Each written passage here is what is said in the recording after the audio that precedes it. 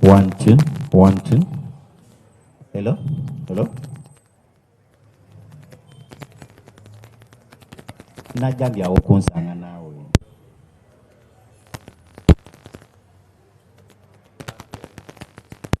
Christ the King, jamwe emabega waakyo ojja kulaba akazimba akaliko Eagle.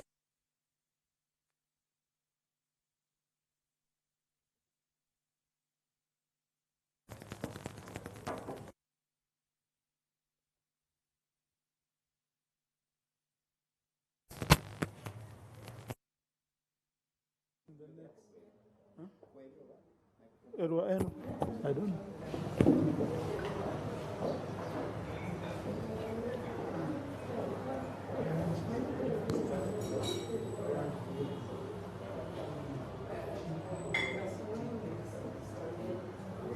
You okay? Hello, hello, hello. Does everyone have a cup of tea?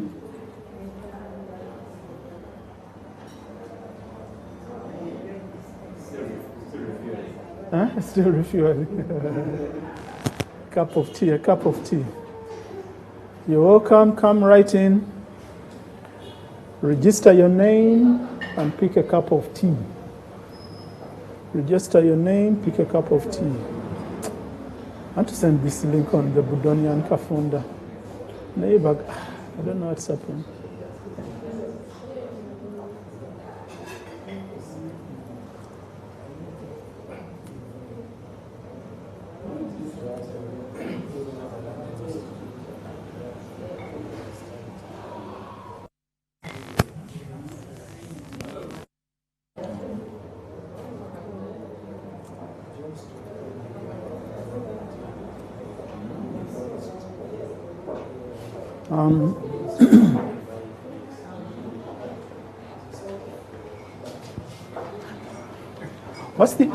What's the NTV website? Yes, NTV Uganda. You'll see. www.ntv Uganda. Just that. No other dot something. NTV Uganda. Log in NTV Uganda. Because I'm sending out a message. The link has refused to come. I don't know why Diana is with me.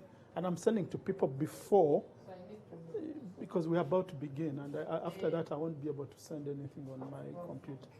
So I wanted the actual link, but now I'm just going to say it's going to be on NTV Uganda. So how people find... I don't know why she's been so slow about it.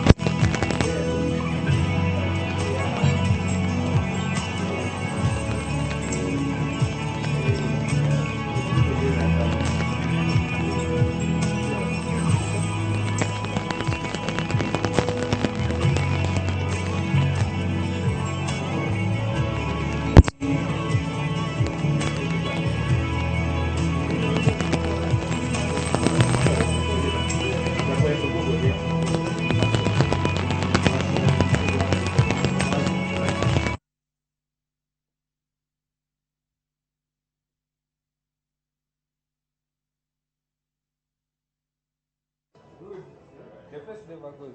Is the mchala coming? Battery went off. So you Battery don't. went off. Okay. Battery. At least it wasn't the car battery. That's okay. Yeah, no, it's okay. You know, these things hold our lives like this. Yeah, they do. So, okay, let me pick a cup of tea. Please.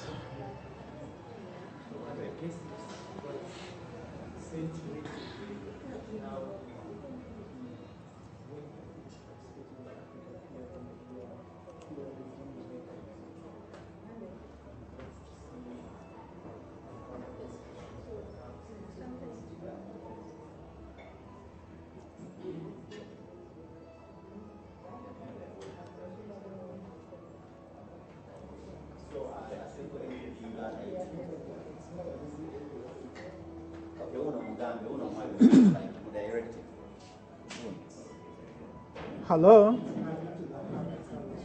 Sorry. Good evening. How are you? Good.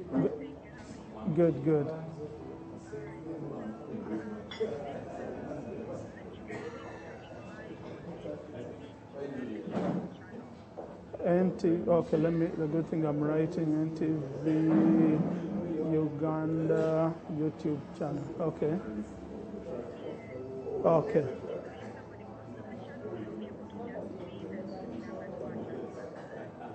Okay. Carly, thank you very much.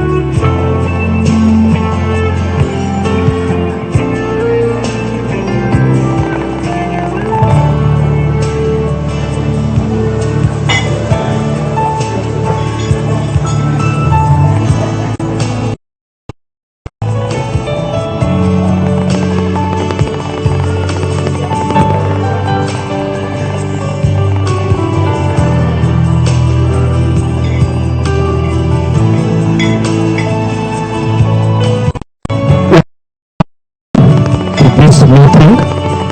For those of you who were not here earlier, when I say once again, it's possibly not relevant to you, but that may be your first time to hear it. So I'll say you are welcome. There are a few rules of the game this evening, which possibly you have not encountered in such a small space. The registration, I am sure you have met it elsewhere. the picking of the program, you must have met it elsewhere. What I would like to caution us about, and seriously so, is that we are going to be live on air. So you have to minimize your movements. That includes the movements of your mouths, whether you are laughing or yawning, because just in case a person who knows you is watching from the comfort of their sitting room, that's the record they might have about you in 2017. But also that helps us to minimize our movements because the cameras will be disrupted. And finally, to control our phones, put them in silence. You can switch off if you're not expecting any emergency call between now and 8:30. So we're going to have a live coverage courtesy of NTV. That's the importance of this meeting and this discussion and the book and the message in the book. That a little bit of spicing it up or testing by NTV, they felt this belongs to more than us. It belongs to the world. It belongs to the whole country. So that's the rules of the game we are going to have as we go along. Minimize movement, minimize conveniences from your phone, and also let's behave like we are being watched by others who may or may not know us. We are getting close to our starting time, so for that we are going to be synchronizing with NTV command center, as they call it. Once the signal is on, we'll be able to flag our starting point. Gives time also to a few more people who possibly are going around to find where to park their cars, to find complex places to park, because there are so many one-ways. The moment you go around, you've missed it. You have to come back and pray hard that you still find that parking slot available.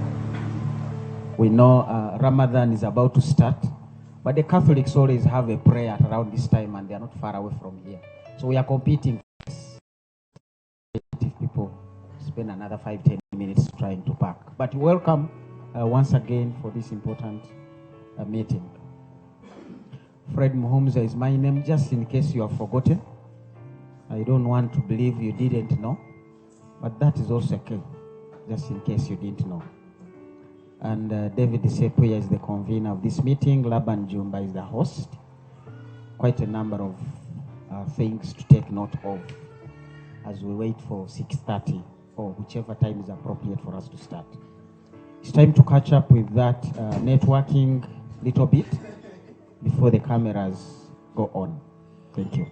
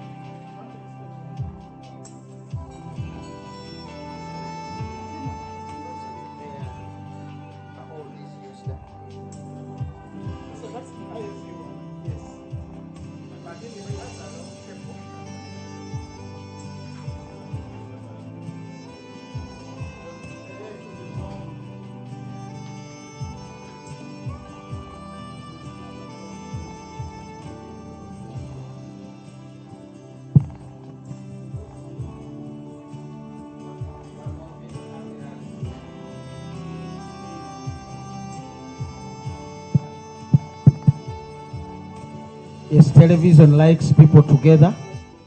So we'll begin by occupying the seats as we go backwards.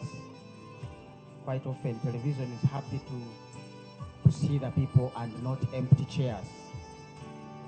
So these 2 chairs may have to be occupied. I'll request those who are occupying other chairs to make sure we have taken care of these 2 chairs. And there is another chair behind. And we keep feeding them as we go backwards.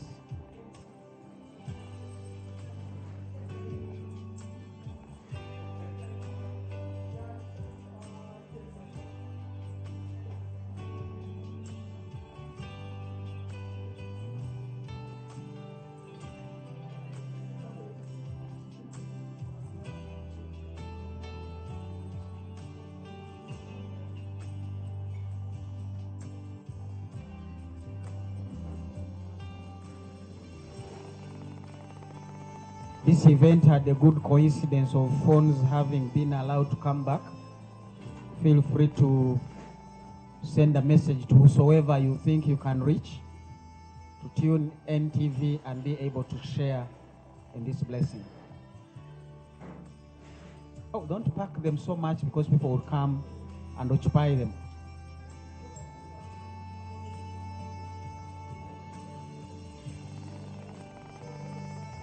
Yeah, when they undo them, they will make sounds. At least they can come and occupy them. The cameraman will know how to sort us out, those who are in, and keep extending as people come. Leg room. Yeah. That's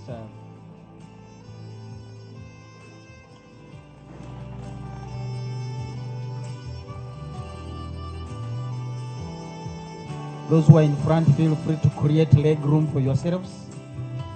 And let those who will come in economy class later know what it means to sit at the back tail of the plane. But we can share with them some space if we do have it. I imagine we should be starting in about 5 minutes. We are waiting for the connection with the command center and the signal from the technology holders.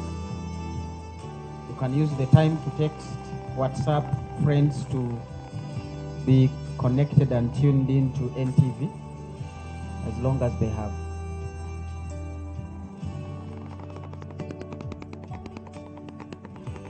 There is a proposal to move to this side so that the cameras are able to see us without necessarily picking the empty corridor as well.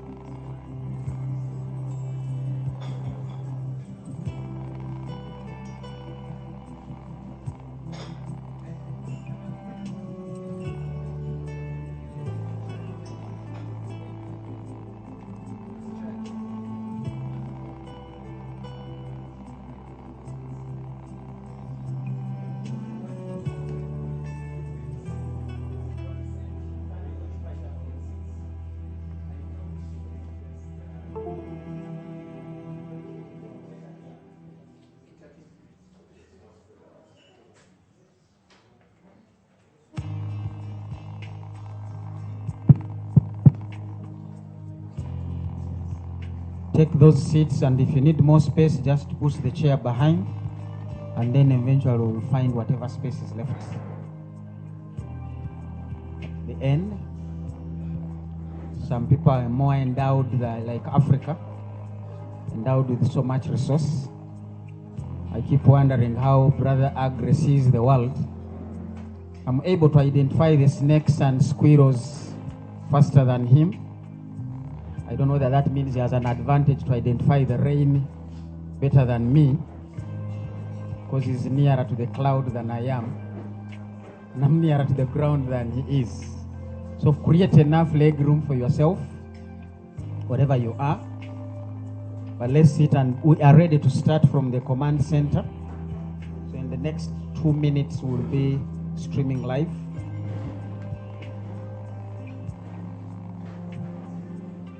For those of you who have come after, this is not a video recording. This is a live telecast by NTV. And we're going to be streaming live on NTV Uganda YouTube channel. You can also send that message to colleagues out there to tune in around this time. And those with television sets can also do the same thing. We are going to minimize movement once the sessions begin.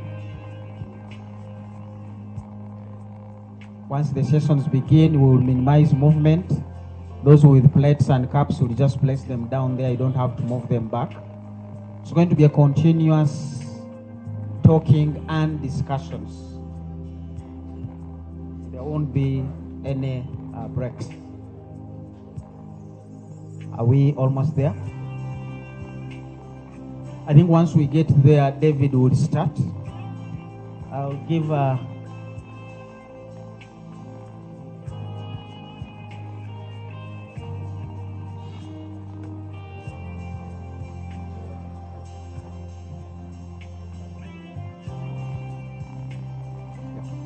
and the ones behind are also open. And we are hoping that soon the African climate will join us in the room. It always comes in as the evening gets deeper and the sun disappears. This is usually the changeover from the hotness to the coolness. But very soon we'll have the right climate in the room. I'm using Idi Amin's language, where weather and climate are one and the same. Some people still know Uganda as Idi Amin's country.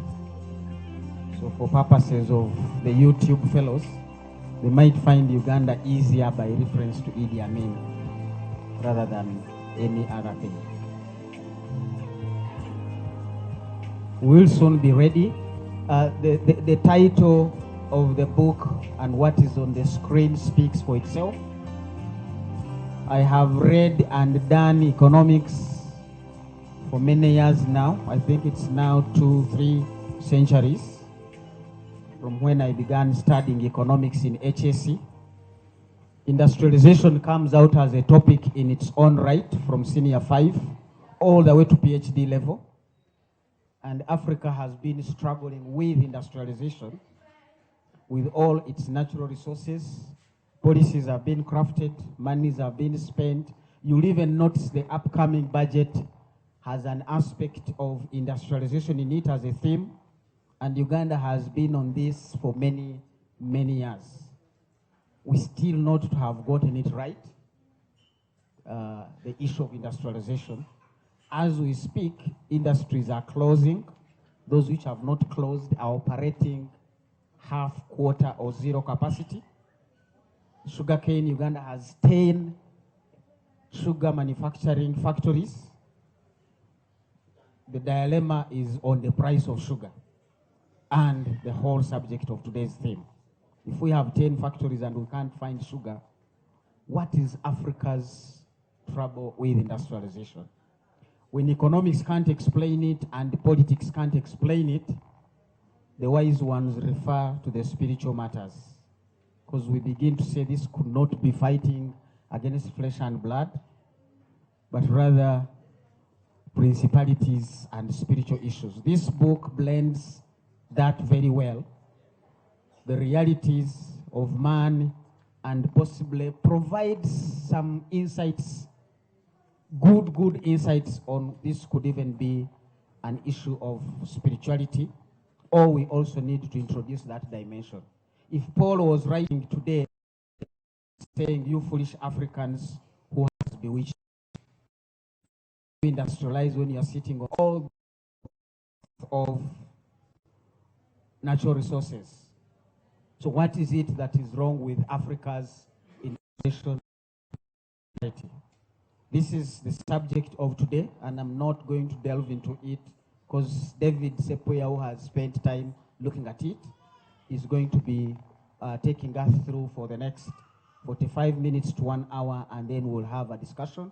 As I've said, we are live on NTV Uganda. Grateful for that offer, that this message can go out not just to Ugandans, but even beyond Uganda. NTV Uganda YouTube channel is also going to be streaming, or is already streaming live. Mwesigwa Foundation is the right place to be, surely. In my language, Mwesigwa says the one you can trust.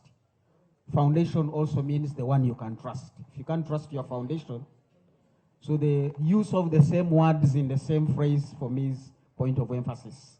That whether you are vernacular driven, you will understand. Whether you are English biased, you will understand.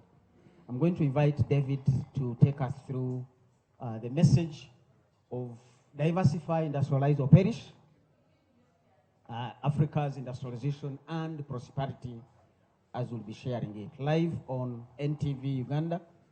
My name is Fred Muhumza, and the rest will be following them on. David, you have the floor. Thank you, Fred. Good evening, friends. When we said we are going to be live on NTV, Sister Dorothy told me that how come we, the audience, have not been taken for makeup? So, apologies for that. Yeah, but I'm sure Uncle Peter knows Dorothy does not need makeup. She's great as she is. Amen. I just want to begin to introduce a couple of people as we begin. My family, my wife, and my sons. One of them is called Mwesigwa, the other one is called Mukisa. Are you there?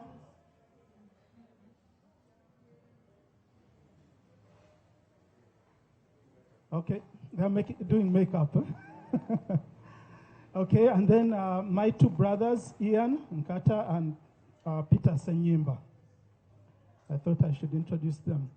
So you're welcome to this talk. We have been, this is a subject close to my heart and to many other people. I've spent the last about 4 years researching. Initially, it came as, ideas, an idea comes to your mind. You all know I've been part of the newspapers for many years, so you'd write the odd article in the newspapers.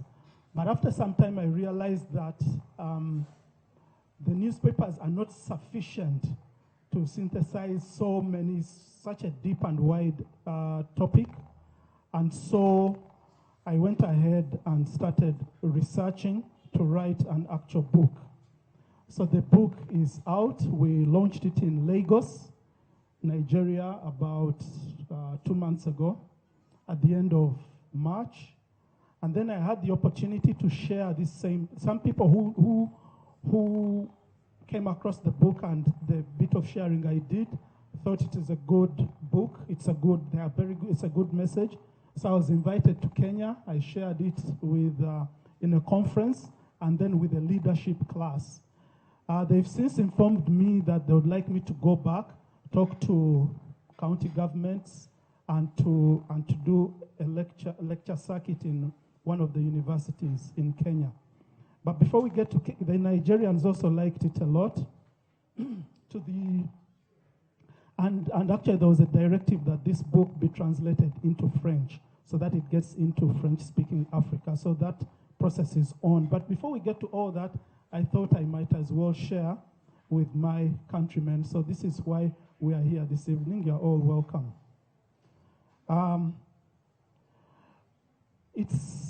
We have study cases from all over the continent, about 18 countries. But because of time and because of who we are, I'm going to customize around Uganda, touch a little bit on Kenya, and very, very little on DR Congo, our two neighbors across. But otherwise, it's a much, much deeper study than what we'll get here. Let's try to run through it quickly. The history of the world tells us that there is no country in modern times that has prospered without industrializing. Maybe just a handful of Gulf states which have lots of oil, but even then they do not have wholesome prosperity. One sage said that the socio-economic changes of the 250 years since the Industrial Revolution supersede all the changes that have happened in 7,000 years of recorded human history. The essential or the basic change in nations socioeconomically is we move from a feudal and agrarian state into industrialized states. Of course, you hear our President Museveni many times saying Uganda is a pre-industrial state country. And I think we'll understand why the president says that. Now, again, the history of mankind shows that industrialization happens with key natural resources. Some could be mineral resources, like what we have on the board, but others can be agricultural resources. But as we shall see, agricultural resources are very, very limited in kickstarting industrialization. But the essential ones have always been iron ore and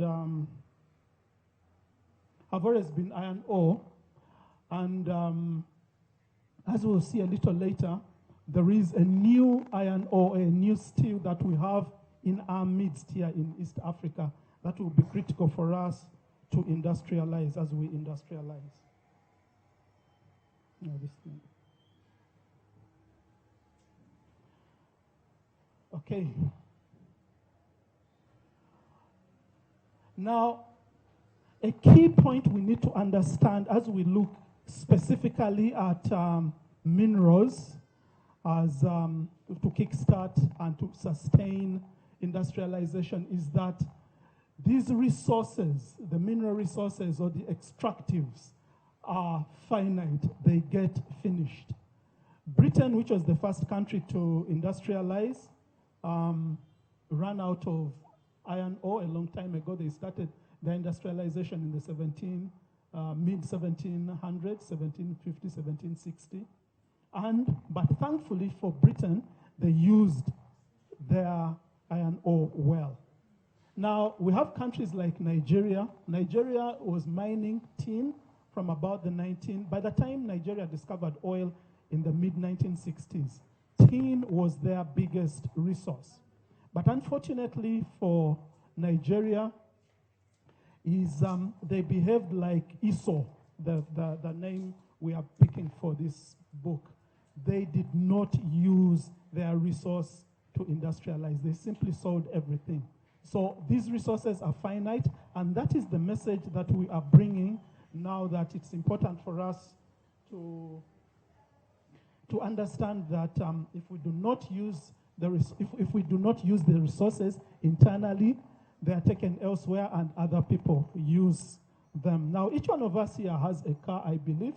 Or if you do not have a car yet, we shall pray for you at the end.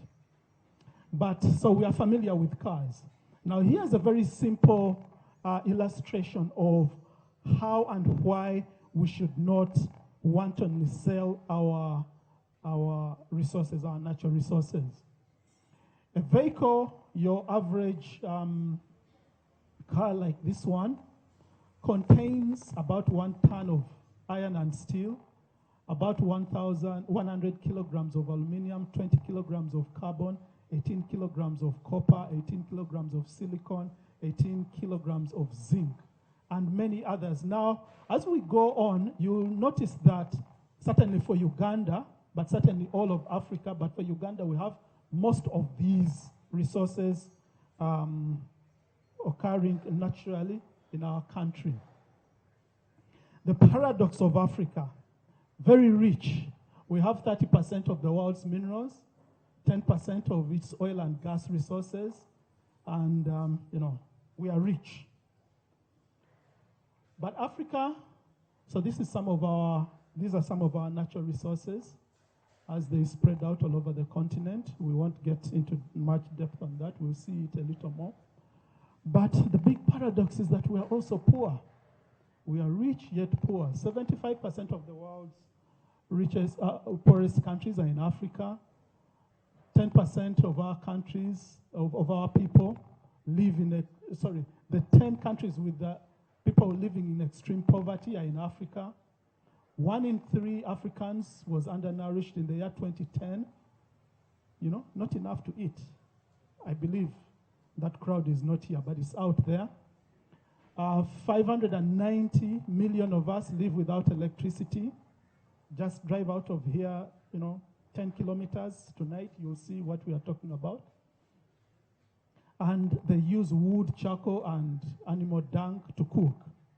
Now, of course, we keep getting these figures that poverty has fallen and whatever, but there is, I don't know what Dr. Muhumuza will tell us about. They keep giving us statistics, good, nice statistics. But one of the key things that we've analyzed in this book is the fact that this growth we hear about is not translating into prosperity, principally because it is, it's for 2 main reasons. Principally because it is happening in an untransformed society.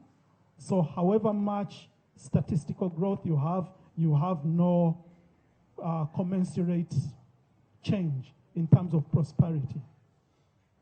That's one. And then 2, that this growth, a lot of this growth is statistical as opposed to real. Now, growth, as they read it to us, is statistical, yet prosperity, as we desire it, is both qualitative and quantitative. You should be able to see some change because of that. So that's part of the problem, why we keep hearing we've been growing. Like Uganda's economy has been growing every year, statistically speaking.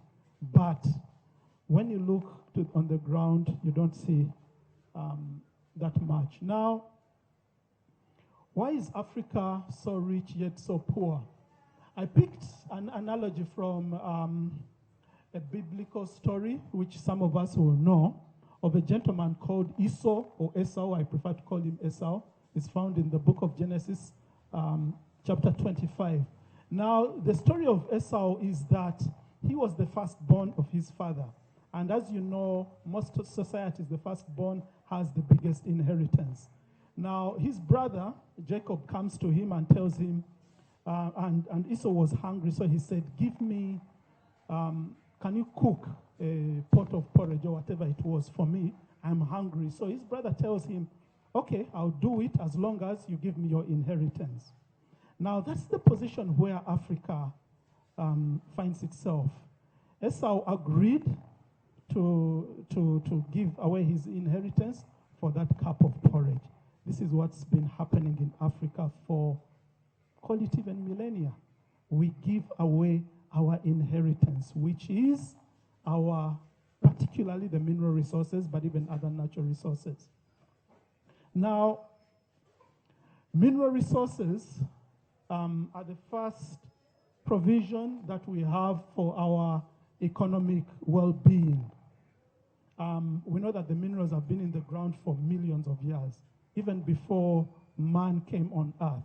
So that's what we are supposed to use. Now, as we've seen, no country has industrialized without using these resources. They are the foundational thing for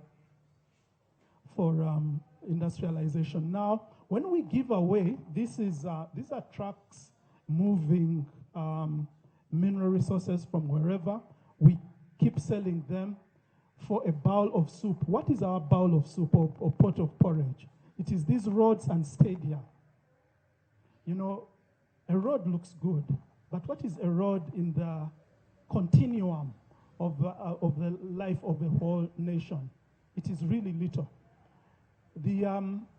lifespan of a road is 15 years. So if you've taken your resources, which have been in the ground for millions of years, and you concession them to someone to build for you a road which will last 15 years, by the way, even our roads don't last 15 years. We don't make them well enough. But anyway, when you concession them out,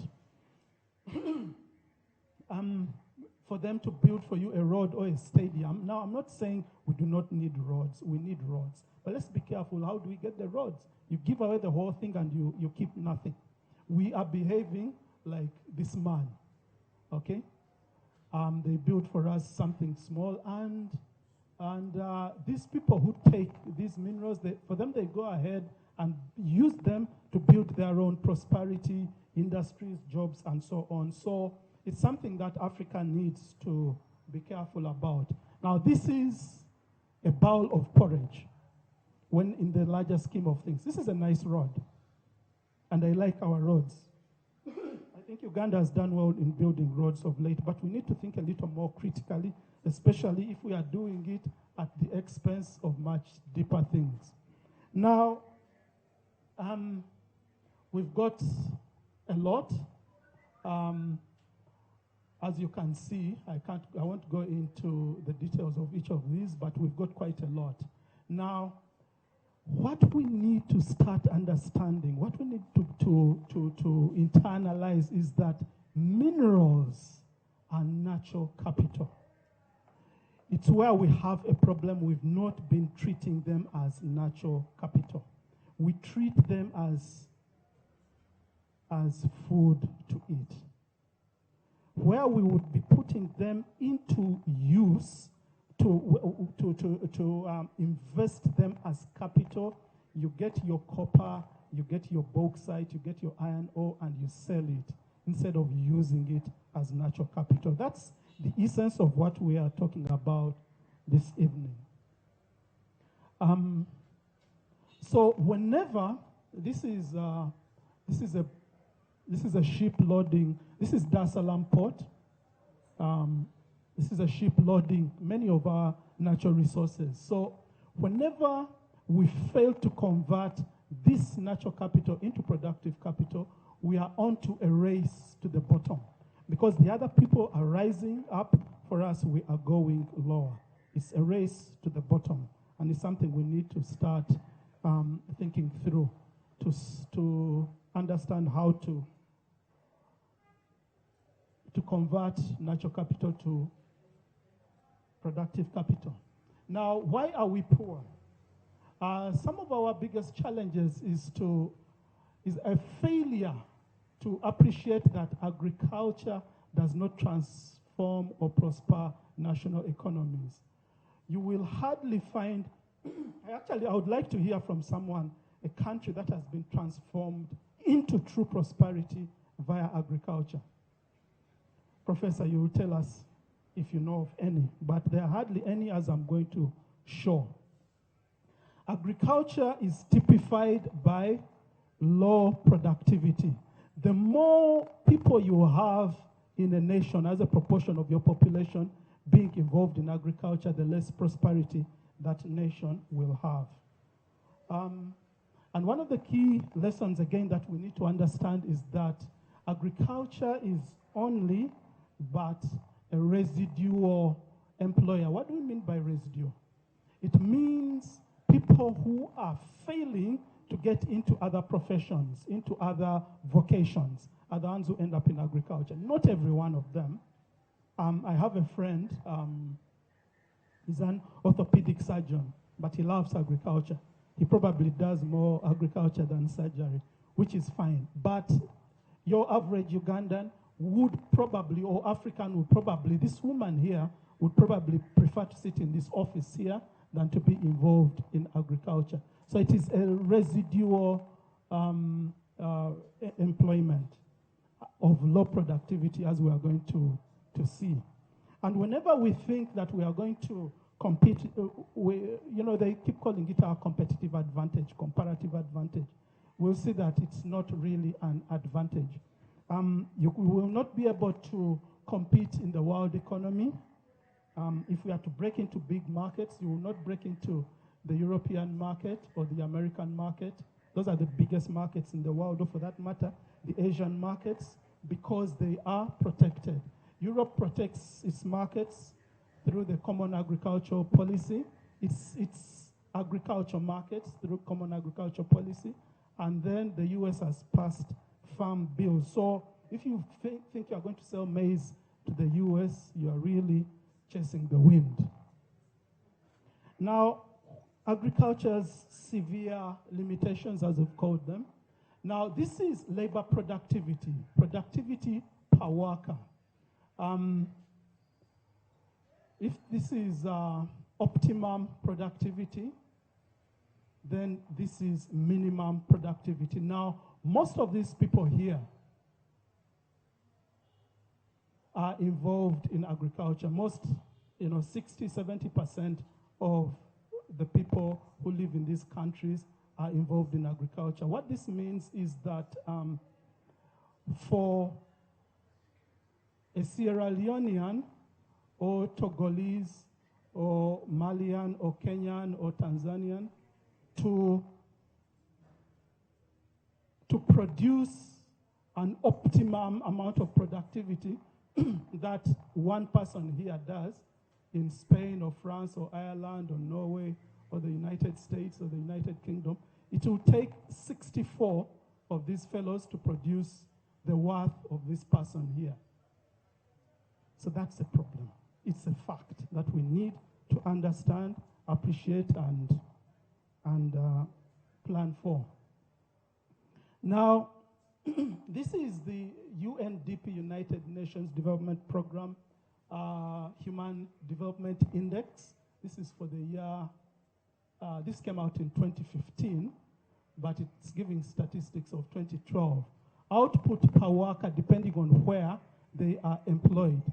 Norway, this is very high human development. Norway, which is the highest. The number of people in agriculture, employed in agriculture, as a percentage of total employment is 2.2%, and the output per worker is call it $93,000. And I took a sample of other countries, Germany, United States, Singapore, Great Britain. You can see the number of people involved in agriculture, 1.5%, 1.6, 1.1, 1.2. And this is the output per worker. Let's look at another set of people. The other one was very high human development. This is now high. The next category of countries, you have Russia. Now one African country, and we'll understand why Mauritius is like this. Now, Mauritius has just 7.8% of its people in agriculture, and this is how much output per worker they have. There is no other African country here. The next group is medium human development, where you have the likes of Botswana, 30% of their people in agriculture. Productivity is $33,000 a year. Then you have Egypt, Gabon, South Africa. Then this is one of our biggest rivals today, as we shall see later. And you can see their productivity.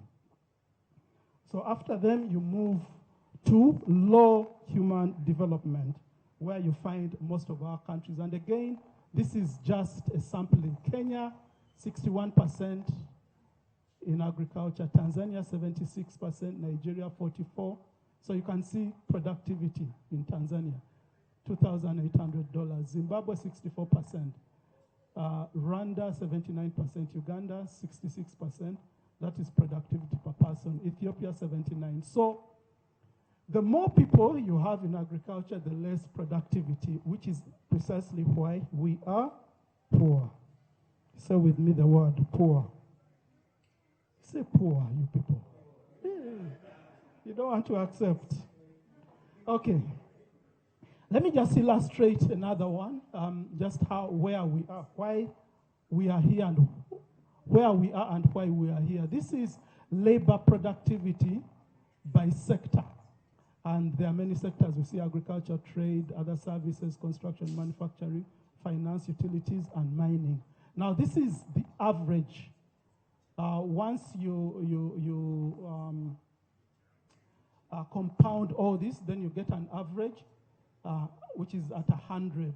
But the productivity runs like that. The highest point is 2,250. The average is 100. Now you'll see, this is agriculture where this other scale here is the share of total employment. How many people are employed in whichever sector? Now in Africa, as you can see here, 60% are in agriculture. What's their productivity vis-a-vis the average? This is about 30. The next sector is trade at about 90. Other services about 100. Construction is about, this is about what? 180. Then manufacturing is about 210. Then transport. That is how much they bring. But these high productivity sectors have very few people, as you can see. Mining has only so many people. Finance has a very small percentage. Transport, manufacturing, this is where we need to focus quite a lot. Only around 6 or 7% of our people are in manufacturing. And yet, so I think we'll get to that. Now, Mwalimu Nyerere, a person many of us admire, analyzed this thing, and this is what he said. He told, this was from a speech he gave at the Commonwealth Conference in Australia in the year 1982.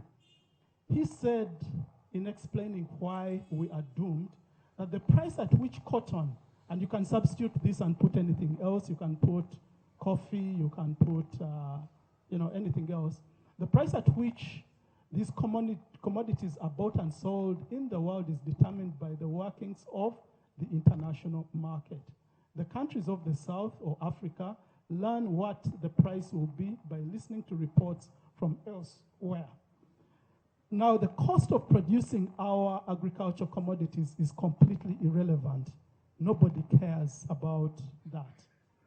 And so is the cost of living of the peasant worker in our fields. But what happens elsewhere? The things that we import, the lorries, tractors, railway wagons, are all determined by the producer. But we do not determine the price of what we produce.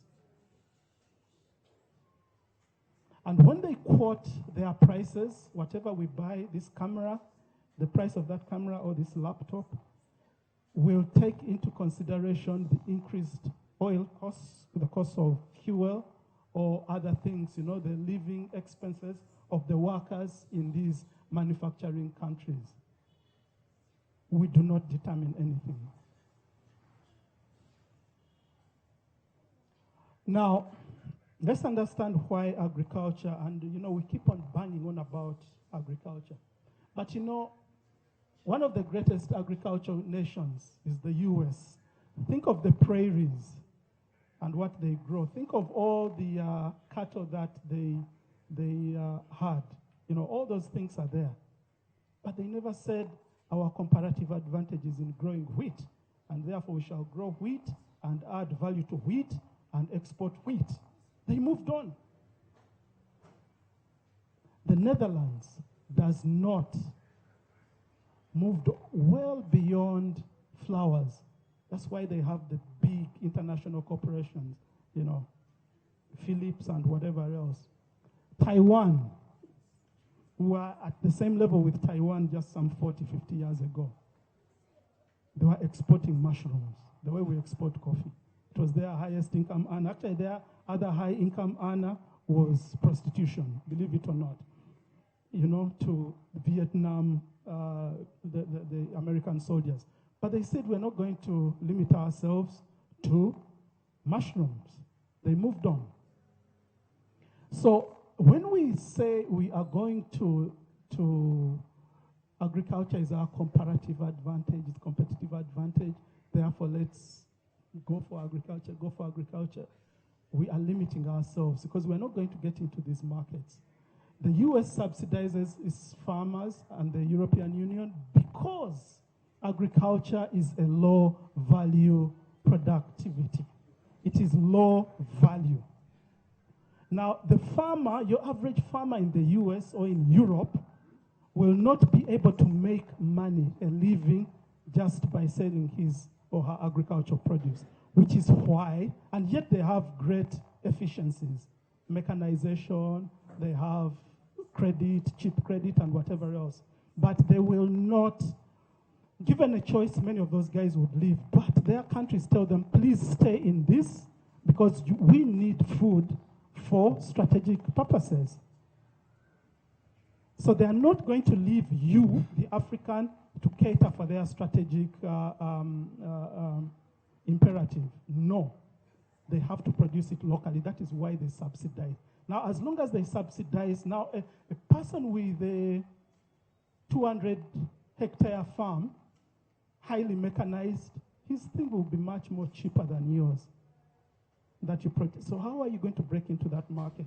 So we need to wake up and know that we shall not be able to compete against the efficiencies and get into those markets. Now, we also need to understand that farming is just about the only sector that is institutionally subsidized in these nations because of this strategic thing and because it does not produce great productivity. Let me give a personal testimony. Does anyone know this plant here? It's not booger. This is amaranth. Amaranth is like a dodo. It is a dodo of some sort. In 2014, 2015, my wife and I planted amaranth on about how many acres of amaranth. What comes out of it is a highly, from its seed, it's a highly nutritious feed. They use it for baby, for infant formula and that kind of thing. So in 2014, 2015, my wife and I planted amaranth on about 5, 7, whatever acres of land. We got a very good harvest. It was a good harvest. These are the seeds that you take from here. But then the leaves are also edible, but the critical thing is this one. This is where the seeds are. You thresh them, you dry them, and then you sell them, and someone makes flour out of it. Now, we had a wonderful harvest. I can't remember, 1,000, 2,000 kilos. Sold it at 2,000 shillings a kilo, which was a good price.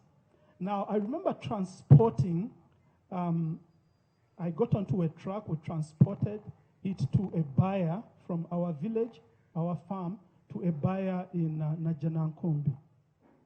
Who was the person is a friend. She's, we know her. So she buys, and as a test, I decide to buy, so that, how much, remember how much a kilo? 2,000. Now, I decide to buy some flour from her. Anyone guess how much it cost? 10,000 shillings. Flour. You know, I sold at 2,000 and I bought at 10,000. That is the problem of Africa. When you are a primary producer, you suffer. So whatever you are selling, whether it is your coffee or your copper or your whatever, as long as you are in primary production, you will always lose. And that is why we are poor. I had one more crop after that, but I lost gas. Primary production is a big problem. Let's try to speed through. So one of agriculture's severe limitations is the fact that it's at the base of economic development stages. There's a man called Rostov who developed these. This is a standard thing. Most countries have gone through these models. Traditional society is characterized by subsistence farming. Then preconditions for takeoff, that is when you get mechanized farming, and then you depend quite a bit on aid and remittances from your people. Then the takeoff stage is when you get into small manufacturing and you have quite some savings, urbanization, you have more people living in the cities than in the rural countryside. Then maturity is when you've diversified your industrial base, and you've shifted from capital goods to consumer durables. Then you get into mass consumption, and then beyond consumption. Now, we are still here. These two stages, this is where we are, and we need to get away. One thing I would say for agriculture, what it does for us is that it gives us food security. Not too much beyond that. So what we need now is an agrarian revolution, because we haven't even reached that in many countries of Africa, which is why we are hungry, why people are starving. There is famine in places. We need to move there and then move on from that point. Okay, what's the state of the African economy? Today, 64% of us live in rural places. 60% work in agriculture. Of the urbanized Africans, 60% of us live in slums and therefore exist in urban subsistence. Many of the guys you see here on the street selling this, those are in urban subsistence. You sell a hanky and you go and chew the money that evening. You don't sell anything that day, you sleep hungry. So that is urban subsistence. We have 190 million of our children, 15 to 24-year-olds, coming into the job market every single year. Today we are about 1 billion, 1.1 billion. In just a few years, 2050 is how many years away? It's just about 30 years away. We'll be 2.5 billion. By the end of this century, in 2100, we'll be 4.4 billion. What are we going to do with these people? That's the question we need to be asking ourselves. What's the structure of the Ugandan and Kenyan economies? We are set up as agricultural economies. We produce what we do not consume, and we consume what we do not produce.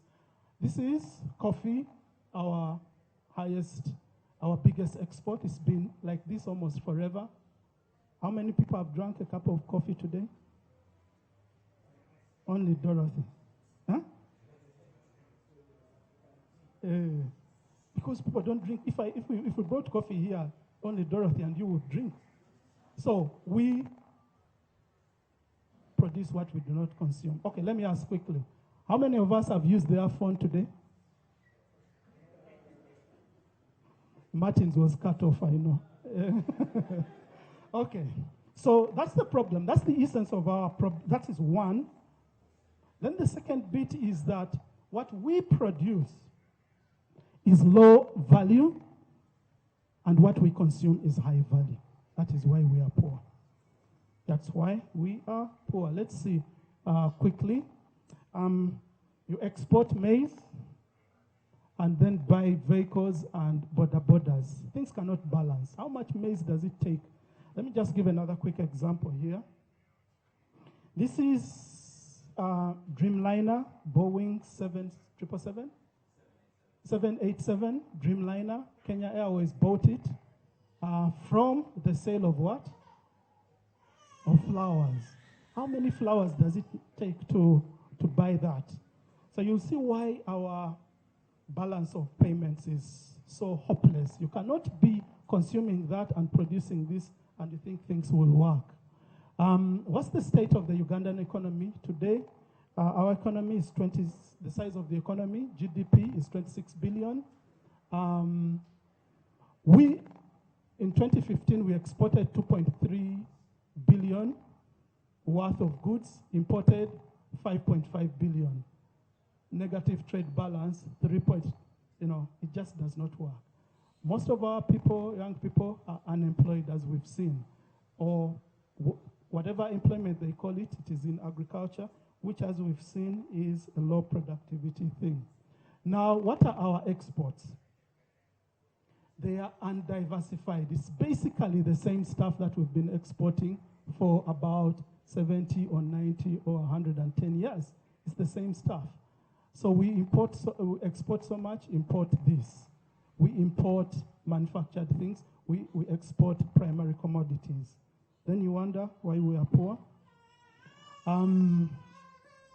Let me skip this. It's a similar case in Kenya. Most young Kenyans are unemployed. Balance of trade, this is taking 1 month in Kenya. December 2016, they exported 46 billion Kenyan shillings, imported 123 billion Kenyan shillings. It's a negative thing everywhere. When the Chinese Prime Minister visited Kenya in 2014, this is what the nation said. Kenya exports $50 million to China, imports $3.2 billion from China. It just cannot work. So it's the same problem. Now, what's the solution to all this? It is industrialization. It is simply a must. Because industrialization shifts nations from poverty to prosperity. That's the lesson all over the world. It creates mass employment. That's where many people will go for relatively good wages, and therefore they become more prosperous.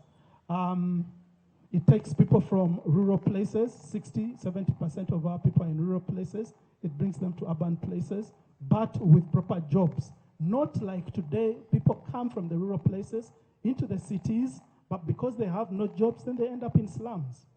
But if they had to work in industries, if my brother Agre set up an industry that employs 5,000 people, it's natural that he will build proper housing for them. They will not live in the slums. So there's a quality, there's a change of quality in people's lives. Then industrialization will always feed an export-oriented economy to help us sort out the other issue that we've just seen of we export very little or low-value things. So that's what industrialization does for you. Now, no nation has industrialized or prospered without using natural resources, either those which occur naturally in that country or those or like England did in the 17 and 1800s, like the US did in the 18 and 1900s, or they will import, like Japan did, Korea did, and China has been doing in the last few years, if they do not have them naturally occurring. Whom do they import from? From hapless Africans like us, who do not see value in them, and we simply give them away.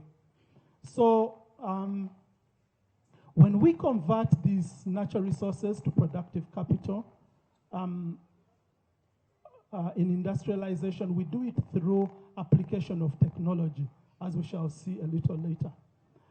Now, the conversion process, converting from natural capital to productive capital, builds all this. These things happen. You expand your finance industry, your logistics sector, you'll widen your export base, you'll reduce your imports, you broaden tax base, you feed the local market, and the aggregate of which is prosperity.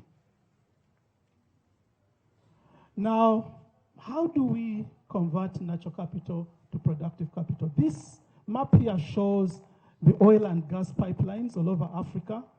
As you can see, all of them lead to where? To the coast. You know, they're all going out. So we are exporting most of our oil, which is a big problem. This is the one we are planning. But thankfully, you know, Uganda, we are planning to put an oil refinery here, and we'll see why that is important.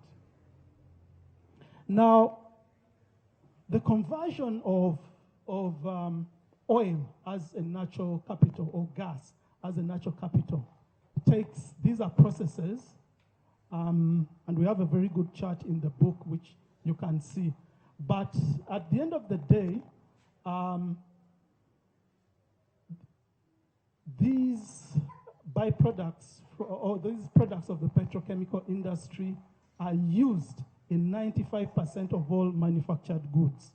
This laptop, my glasses, the shoes I'm wearing, the vehicle you came in, these things are applicable there. So the moment we just sell them as we are missing manufacturing opportunities. Let me take a simple case of a kitchen. We all have kitchens at home. And let's see the things that we have in the kitchen. We have a radio here. Now, a radio, what natural capital does it have? It has aluminum, it has gold, it has copper, it has iron and petroleum products, that radio. This toaster here has copper, iron, nickel, chromium, and petroleum products. This microwave has copper, gold, iron, nickel. The fridge, aluminum, copper, iron, zinc, petroleum products. The cutlery, where's the cutlery? There's some cutlery somewhere. It is iron, nickel, silver, and chromium. These are ordinary things we have in our places. The electrical wiring in that room takes copper, aluminum, petroleum products. The clock on the wall has iron, nickel, petroleum products, and silica. This sink here has iron and nickel. The magnet, that magnet here has cobalt. The dish rack is petroleum products. So the moment, now all these are resources that we have in Africa. Each of those ones that I've mentioned. But each of these items we import. Not so? Each of these kitchen items we import. We are failing to convert natural capital into productive capital, which ends up in products. Do you wonder why we are poor? Now, what is Uganda's natural capital? I've stopped calling these things minerals. I'm calling them natural capital. Because when we think about, I'm undergoing a mindset change. Because when you think of them as minerals, it means let's mine them. And we send them away. I'm thinking of them as natural capital. All this is the natural capital that we have in this country alone. What are the details of it?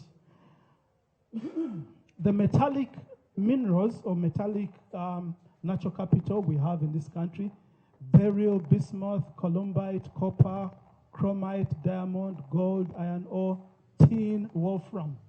Then industrial minerals: asbestos, clay, diatomite, graphite, gypsum, kaolin, marble, blah, blah, blah. There's so many.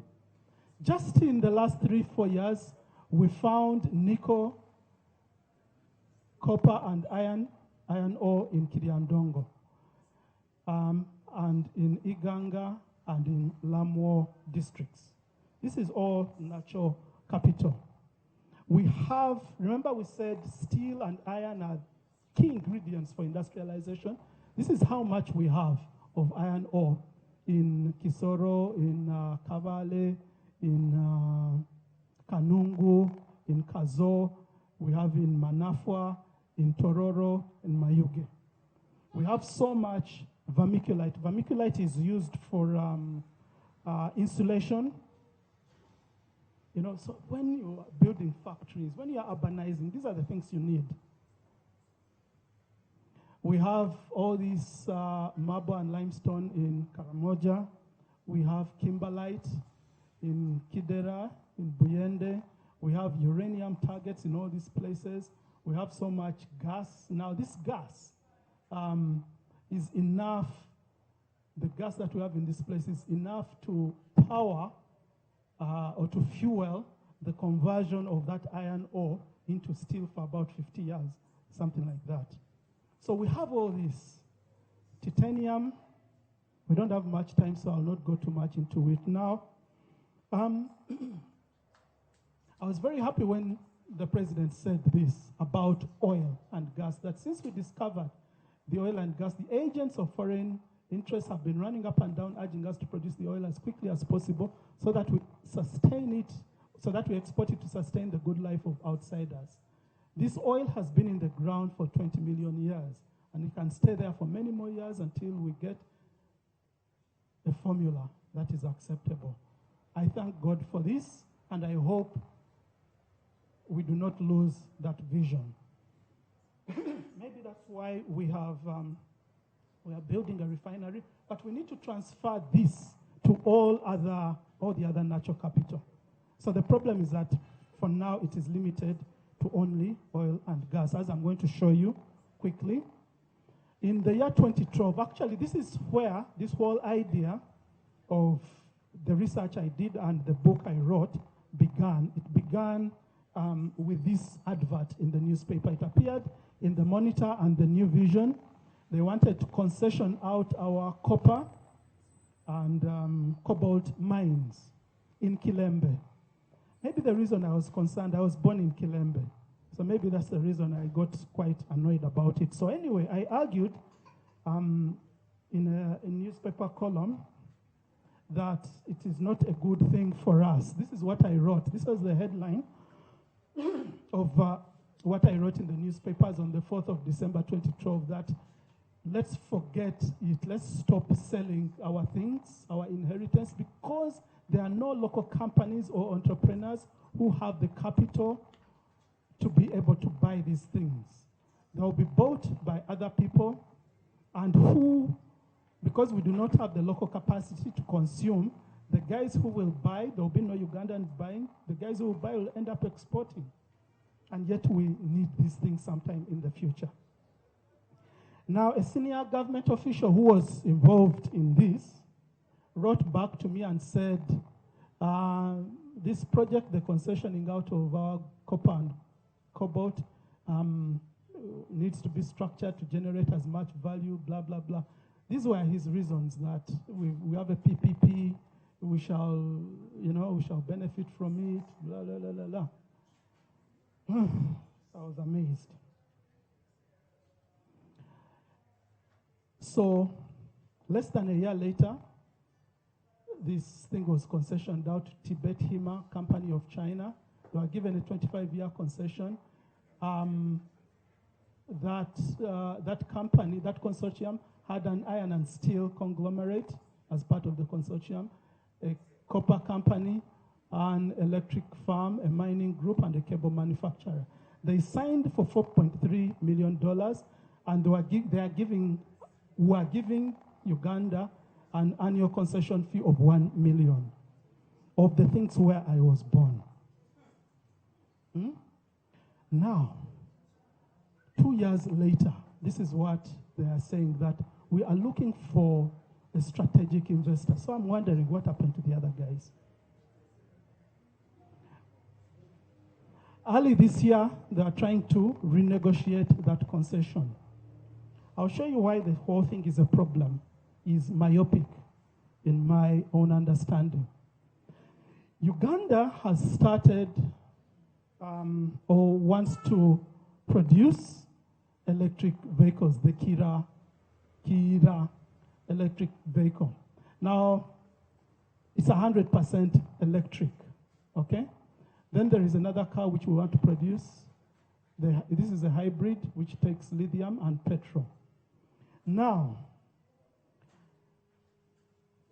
this year, 2017, is when the electric car revolution is expected to begin.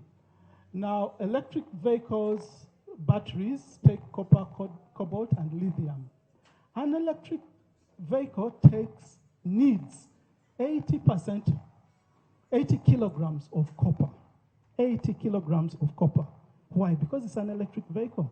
Copper is a great conductor of electricity, okay, or of electric charges. Now, the normal car that you and I drive needs just 20 kilos of copper. So now, we've given our copper and cobalt to the Chinese. We are not consuming it, but are we not going to need it? By the year 2035, which is not far from now, it's less than 20 years from now, all new vehicles that will be produced in the world are expected to be electric vehicles. But we have concessioned out our finite copper and cobalt, and yet we expect to industrialize, to build a big electric vehicle industry. Do you see the problem, my friends?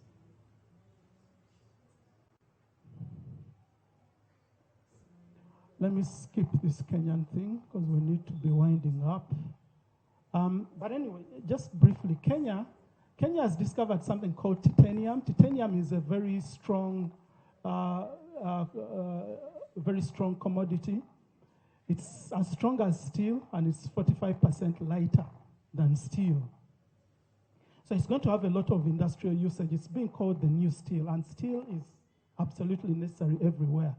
And it's got many other uses, as you can see there. But what have the Kenyans done? A few years ago, 2-3 years ago, they mined, the titanium is found here in Kwale County, in the southwest, as you can see. The reserves are worth $64 billion. Now, 2-3 years ago, they mined their first consignment of titanium, 250,000 tons, and they put it on ships to export. Minister Najib Balala was there to preside over this thing. And of course, as usual, Africans on such events, we sing and dance and whatever. They were waving away their natural capital. $64 billion worth the reserves in the ground. Africans, we need to wake up. So that's the new steel. Now, let me just say, this one staggers me a lot. This is Congo. The United Nations Environment Program in 2012 made a study of Congo's untapped wealth, and they determined it to be $24 trillion worth. The things in the ground, the natural capital in Congolese soil. As a comparative, the size of the biggest economies in the world, the size, the GDP, American GDP is $19 trillion, Chinese GDP is $12 trillion, Japanese GDP is 4.5 trillion, Germany is 4 trillion, UK is 3.5 trillion, France is 3 trillion. So the worth of what Congo has in the ground is more than these major economies, the size of their economies. Do we get the point, friends? Do we see? And yet Congo is poor, exceedingly poor. Okay, what's the way forward? We are now winding up. One way forward is we need to have a mindset change. We need to start converting our natural capital into productive capital. We should not eat the seed. We need to complete the agrarian revolution to secure our food. How do we do it? Through better tools. We should stop using these nkumbis. We need land reform, we need mechanization, we need good seed and all these things, irrigation. The president has been talking about that. I believe, but some economists will disagree with me, I believe that we need some limited or partial protection of our local manufacturers. You guys know this one? This is TP, toilet paper, from China. I get annoyed on those roads. Chinese TP, these are dollars. These are our dollars. Our few dollars, we are using them to import TP. Plus, of course, many other things. And yet we have local industries here. So that's why I'm talking about protect the local industries and develop. ISI is import substitution industry. I think we need to go back to that and get rid of this kind of thing. The things that we can manufacture locally, let's manufacture them and stop importing them. Then it will help us balance, the balance of payments. You saw the problem that we have. It will help us in that. And of course, create jobs. The only job that's created in this is this young man on the street and the importer. And yet, I know that in my family we use Eurosilk. It's made somewhere in town. And I determine I never ever buy this. I'll always buy Eurosilk because it gives some jobs to somebody down there at the very manufacturing level, and then at the commercial level, at the retail level, and then taxes and whatever else. That's my personal decision. So we need to get rid of that. Now, let me give you a quick example of eating the seed. We are saying we should stop eating the seed. Does anyone know what this is? It looks like Molokan. This is a Nigerian delicacy called Kanda Okpomo. This is cow hide. I was in Lagos 2 months ago and we walked through this place. I said, what is this? It was all over the place. I sort of half wanted to taste, but I could not taste. But anyway, we need to get away from. So these guys, after they've eaten the meat of the cow, then they also eat the hide of the cow.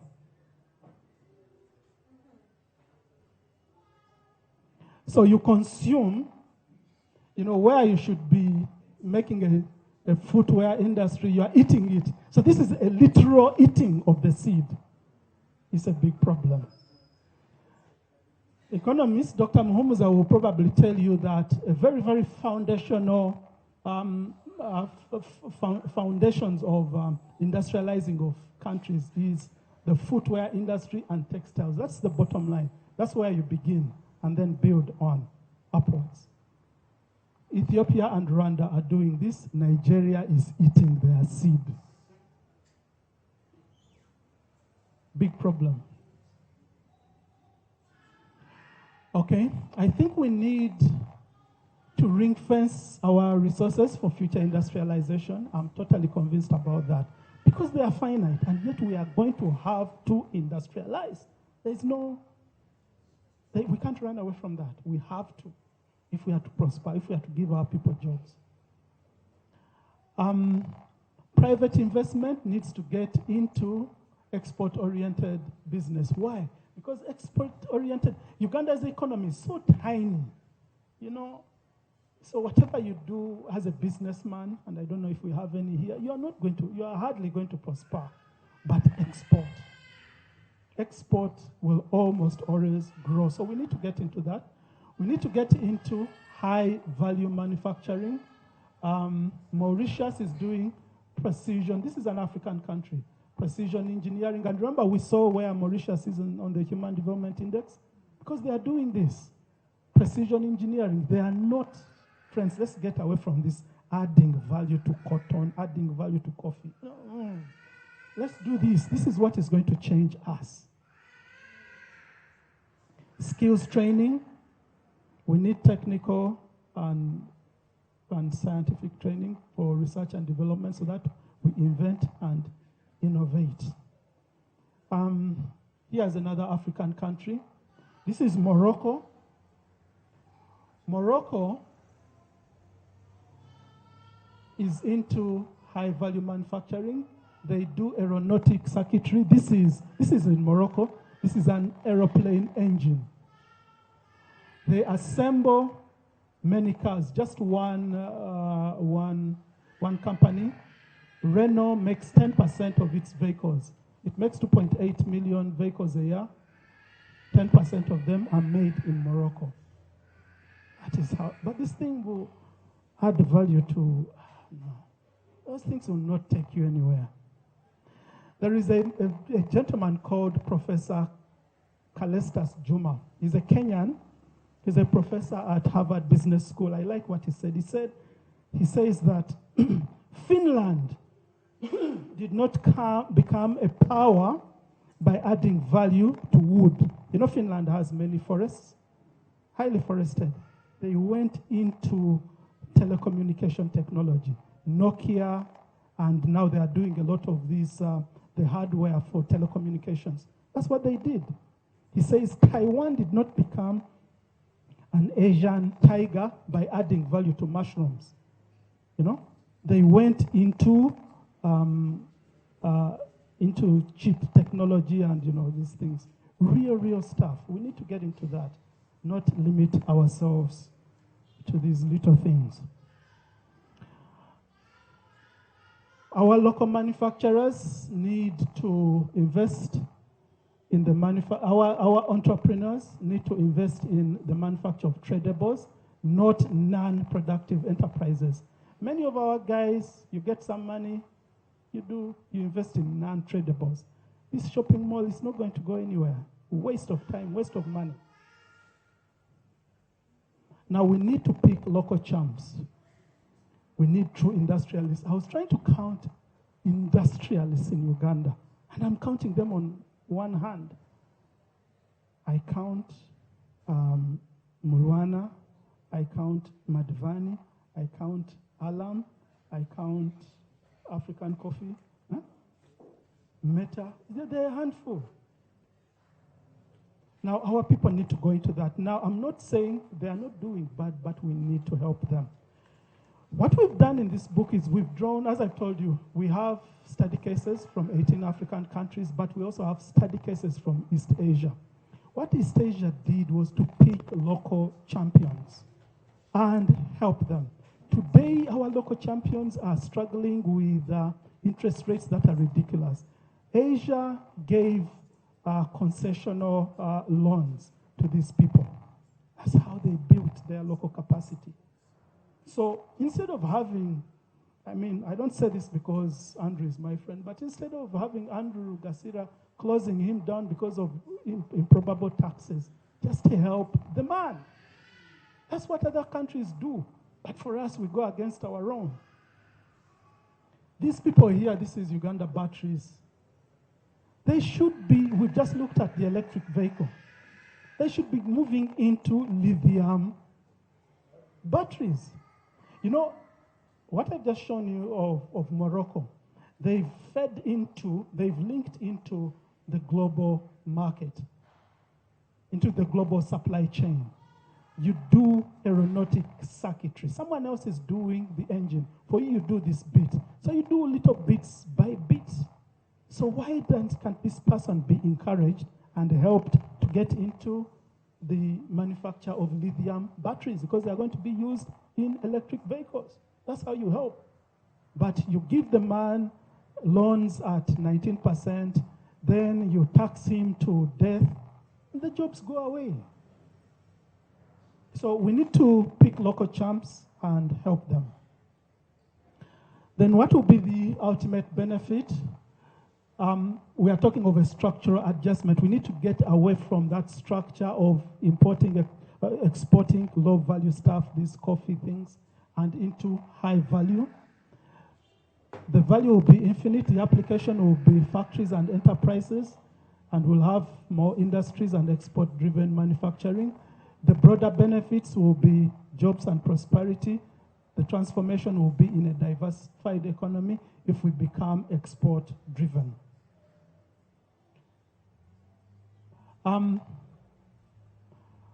So I've given you a snapshot, a customized version of what we have in the book, customized around Uganda, but that's just a little bit about Uganda. But let me just run through as I wind up, what else do we have in this book? We are saying that what we have today in Africa is growth without prosperity, and we examine the paradox of great growth figures that are not matched with commensurate prosperity. The study cases, I think I've already told you, we have a major study, a whole chapter on Congo, historical problem and the current problem. We see Uganda stuck in agriculture, yet we have options elsewhere. We see Kenya has many a lot of natural capital, but has absolutely no strategy. Tanzania has gas, lots of gas, but lots of poverty. I spent 5 months in Tanzania in 2012 doing some work with the World Bank.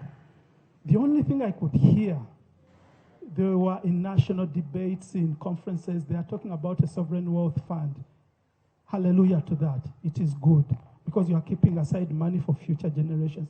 But they haven't yet seen the potential of gas to feed industries locally, as we've seen the many benefits of oil and gas. They just haven't seen that. Ethiopia is freshly industrializing. We have good study cases in there. Morocco, we've seen, has high-tech industry. Nigeria, they've wasted their oil. They've depleted their tin. They're just there. Zambia has been mining for over 100 years, but they are paupers. It's a problem. We need a mindset change. We need a strategic change of direction. We examined this whole Africa rising thing, which we've been hearing in the last so many years. Unfortunately, from the analysis, is that that thing was built on the export of commodities and the consumption of mobile phones. And they say Africa is rising. What a load of rubbish. Africa, we've seen, rich in resources, poor in income and material well-being. We examine how, unfortunately, the political, we raise the political imperative so much above economic necessity, which is why we suffer a lot. We have a whole chapter on China, which examines why China is not so good for us. It's good in some instances, but majorly no. We look at lessons from the Asian tigers and the threat that we have with the upcoming tigers, Vietnam, Cambodia, Bangladesh. We have a whole chapter on youth and unemployment, the problems that we have, so many people coming to no jobs. We have a whole chapter on education. We have a whole thing of so many universities. We do not give people proper skills. Trade and infrastructure. Hydrocarbons, there's a whole chapter there. The hydrocarbons are oil and gas. How is it we can use these things to benefit us? Then we talk about how we need to diversify vertically, not only horizontally. In the 1990s, Uganda diversified, it was horizontal. We moved from coffee cotton and went into vanilla, blah, blah, blah. Vertical, or rather horizontal, we need vertical. And we look at the opportunities that we have to manufacture in Africa, which we need to be ready for. Because China is shedding primary manufacturing. Are we ready to take that up? I don't think we are at the moment. And we discuss why our nations need Ministry of Strategy. Because we are in a time of war. When there is war in a nation, you have a Ministry of War. We have a problem with our strategy. I think we should move away from National Planning Authority, and all countries of Africa have this National Planning Authority. The thing should be at a much higher level, in my humble opinion. Thank you very much, and God bless you.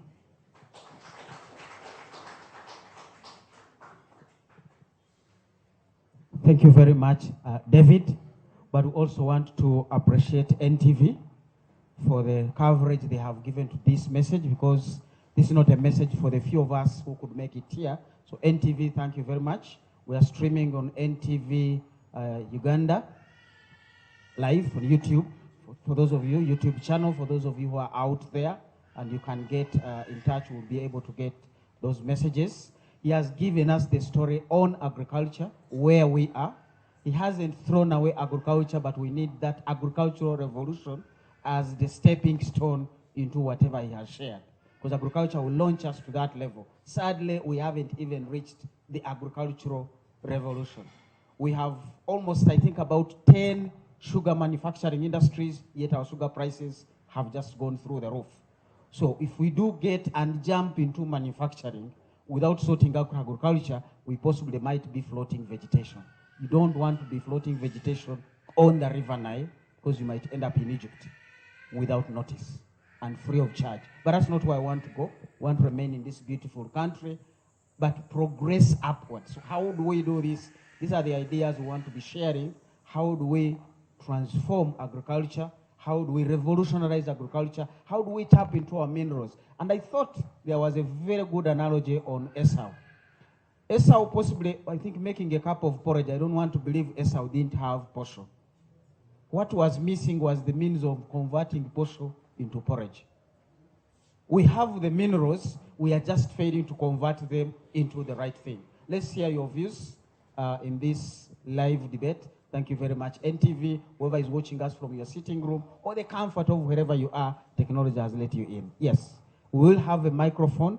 I don't know who will be out there to move this microphone for us. We'll get your questions. David or any other person will be able to make that contribution. Yeah, David, thank you very much for putting this book together. I think when the ideas were gestating, we had some conversations. And I was wondering whether you left it out deliberately, because Uganda's attempt at industrializing began in the 50s. The Uganda Development Corporation. I wonder whether either in your next edition or you thought about it but you didn't have time for it, Because by 1970, it seems to me there was something about to happen, because the Indonesians came here and understudied the late Semenyazi and went back and replicated his ideas, and today we know where Indonesia is. The other is about which Africa. I like the fact that you've talked about what happens in Morocco, some ideas about what you said in Mauritius. One time I was in Zimbabwe, and these students from South Africa said, "Oh, I'm happy that I've come to Africa for the first time." They tend to think they are not Africa because of that big industrial base. But yet I also hear some vibes that these 20 years, that industrial sector hasn't done well. What could be going on there? The other is about our neighbors, Kenya. They had a thriving, traveling through Kenya sometimes. You talked about the ICIs. I remember cars manufactured in Nakuru. What happened? Are there things you want to comment along those lines? Because Kenya seems to have the blue bands when we were dying here without commodities. A lot of the stuff, and I think up to this day, comes from Kenya. How come they haven't moved as fast as they ought? Agriculture, you've given it a good discussion. But what about the other economic sectors, like our Kilimanjaros, our River Niles, that tourist sector? Could it be used to also trigger the industries to grow and those other sectors? I just have those few. That was Agre Mugisha. I will ask you to be introducing yourself, tell us your name, and so that the viewers out there can appreciate. It's good he talks and links about tourism. Mauritius now has converted their sugar factories into museums for tourists. Where Uganda is looking for sugar, Mauritius thinks sugar manufacturing is no longer an issue. These are the transitions and the challenges. There is a hand at the back. Your name and your question. Be precise so that we can get as many. My name is Peter Chiimbachsaka. David, thank you very much. I think early this year we had the COP21 conference in France.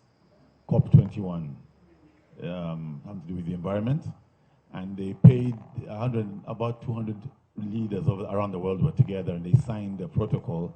So it could have been last year, where they said they would give Africa about $200 billion not to industrialize, that we preserve the environment, and they're trying to tell us not to industrialize, and that we're going to kill the environment. So where are we going in that direction? I'm wondering who's really in control. Do we have, I'm even thinking about the education we receive. Isn't it turning us into just better Europeans? I'm looking at the roads you're talking about, and I realize that when I read the notice boards, I'm a builder, and the notice board says the person doing the planning of the roads is a Korean, the one implementing the road is a Chinese, and the one sending the money is from another country. I don't know whether we are in the game really. Are we part of the game? Yeah. Yes, there was a hint on that. Do we need plans? Do we need strategies? I think those challenges are coming through. Right, your name and question or comment. Martin Ranga is my name. David, thank you so much for that book. It's really thought-provoking, and it is timely, and I hope this message may go around.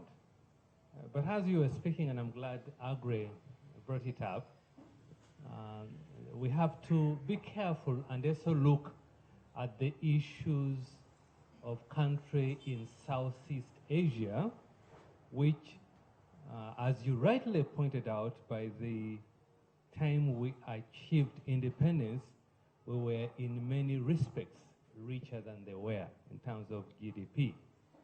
But then they shot up, and we have to ask ourselves what happened. I think that's a fundamental question. Why do we have different trajectories in terms of growth? Was it an issue of culture? Some people point out to their work ethics. Is there truth in that? Or some people point out that they had visionary leaders. Do we seem to lack that? They had people like Lee Kuan Yew. So we have to look at those. But the second one is the issue of industrialization, and I would also pick up from where Agris pointed out, is that we did not begin very badly. Actually, the British had left us with a good foundation. And that was also part of the creation of UDC. UDC created a lot of industries, respectable, in the place you talked about, Kilembe, in Tororo, and Jinja. Jinja was a real hub. So UDC was doing very well. But the problem started in 70s due largely to mismanagement. And we are talking about the mismanagement of state-led corporations. And it was not only Uganda, it was all of Africa. Zambia could be a good case study. And why World Bank, IMF had to come, the structure adjustment policies, was simply to rescue us, because these industries had become a drain to the government. They were subsidized, and we could not sustain them, and therefore they said, just sell them off, privatization. So when we talk about industrialization, I wonder if you have looked at how because when we talk about this Kira, I am not a fan of it, because I see the same problems eventually coming back. How were the Southeast Asian countries able to manage that, what we call capitalism chronism, whereby you can give some interest to our friend the Rugasiras, but they can do it. A lot of our people just run off with the money and they invest it everywhere overseas. So those questions are worth looking at. And finally, the issue of cottage industries. I have lately become more of a fan of cottage industry. These are more of the home-based industries, because I have put my money, my family labor is involved, and we hear, I have not been there, in India and in China, that a lot of their industries are actually home-based cottage industries. Thank you very much. Thank you. We could take one more and then we'll get some answers running through. Thank you, David. I think most of it has been said. But your name and then be precise. Kenneth, my name is Kenneth Kazoa. Just one thing that I thought we need to emphasize. Most of all the examples that you've enumerated, we actually live them. We live with them. We have seen them. I think the difference that you've made, especially for me today, is the understanding that we do not need to look at the leadership alone. And I think that has been our problem here in Uganda and in many of African countries. If you talk about Uganda and industrialization, the next person is going to say President Museveni, cabinet, ministers. And yet you gave me an example here of an importer of toilet paper. And I do not think that that importer needs to be in government to understand that that is actually killing our economy. The question is, what have we done as a people? Do we even see it as a problem? We have these challenges coming through. The other time we had the traders were striking against the Chinese, who have dominated trade. And for me, I was thinking maybe these traders are looking far, but maybe they're just ill-prepared. Sorry, the traders down there, they were ill-prepared to handle this. The question is, as individuals, do we see our role in the transformation? Or are we just waiting for change of government or change of this in order to achieve the transformation? The role in the transformation, but also the transformation process, you do not have to preempt a bad transition. Sometimes quick to act and say, oh, textile, they said is very good, no more Mivumba in the country. How do we manage that transition? Did I see a last hand there? Let's pick that last hand so that David can go over. David, don't remember to tell us where do we find this book. I'm already receiving requests here of where is the book. Is it in Owino? Name is Arthur Mujenzi. Thank you very much for the book. But I haven't had any mention of the political element in all your talk. Because much of what is happening, let's say in Uganda and Africa, you cannot detach the development that's going to happen from the political angle and the policies that are made. I wanted you to take that one in consideration. We have policies of taxation, which I think have got a major bearing on our productivity and our consumption, where we are having pay-as-you-earn standing at 30%.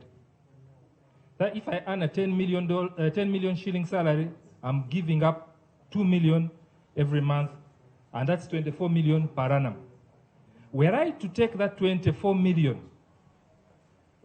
every year home, I would definitely build my house, finish my house, and that would be cement.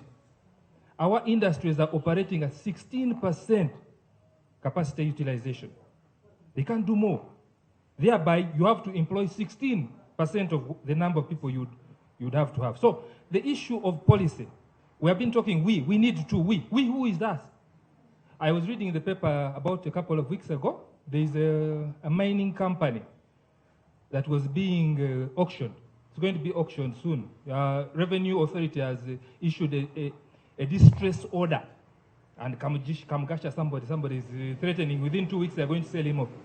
Is that the way to go? I'll give you an example and you understand that, and see that there is some disjoint somewhere, major disjoint.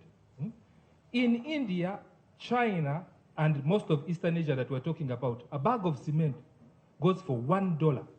That is how much? Less than 4,000 shillings. In Uganda, it's $10. You have to fork out 30,000 shillings before you buy a single bag of cement. Is there a disjoint? If we focused more on VAT taxation and less on pay-as-you-earn, we would be taxing the productive process and we would survive. I'm an industrialist myself. I manufacture equipment and I see no one to sell it to.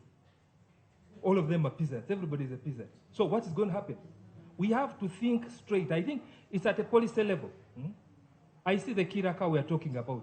Do you know that Kira has a full establishment? There's a managing director, there's a financial controller, there's what? And they have traveled halfway around the world benchmarking. They have been to Toyota, they have been to Tata to see how Tata did it. That is my pay-as-you-earn. So there is a policy disjoint. Whereas if we are in competition with government, you've sat down, you're an economist, Mr. Professor. When you sit down and add up all the taxes we pay, what is left to reinvest? I find I can no longer reinvest. I had 18 skilled workers. Today, we're only 4. I could no longer afford to pay them, and nobody's buying. So let's not assume that there is a group. In Uganda, it looks as if there is a group who are in the state, let's say the policy makers, and then there's another group, the production, and we are a disjoint country.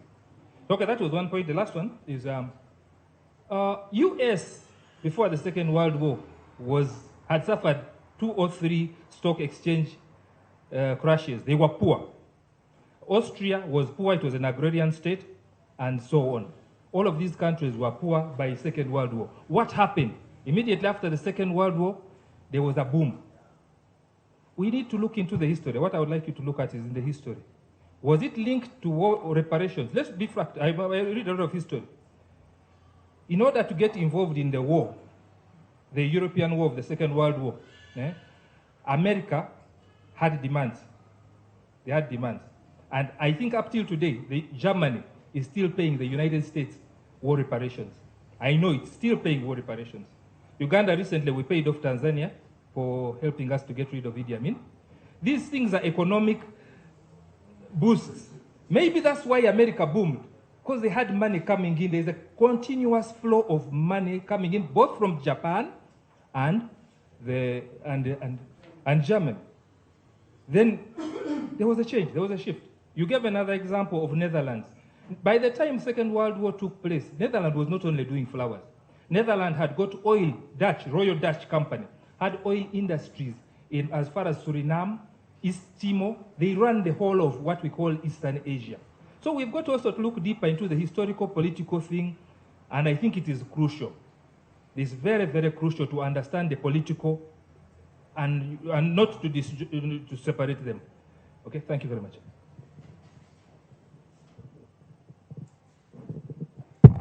David, in your answers, don't forget where you ended. We have plans, we possibly need strategies. Because some of us, when you look at the future of industrialization, the industrialized countries are now also struggling. We don't want to just join them in the struggle. As he said, a lot of industries are closing and winding down. Is that the future? Is it not? Let's take the few minutes because your viewers out there want to hear your answers before we sign off. Mr. Mjisha talked about UDC, Uganda Development Corporation, which was the arm for industrializing Uganda. They still have it in Tanzania. It's called NDC, National Development Corporation. Now, what happened in Africa, what undermined these organizations was the political imperative, which came in the form of nationalization and indigenization. Of course, we know what indigenization took in Uganda. We chased the Asian merchant class and brought in incompetent people. But it happened all over Africa. There was this thing, unfortunately for Africa, having achieved our political independence, there was a feeling among both the leaders and the people that we had to make the politics count.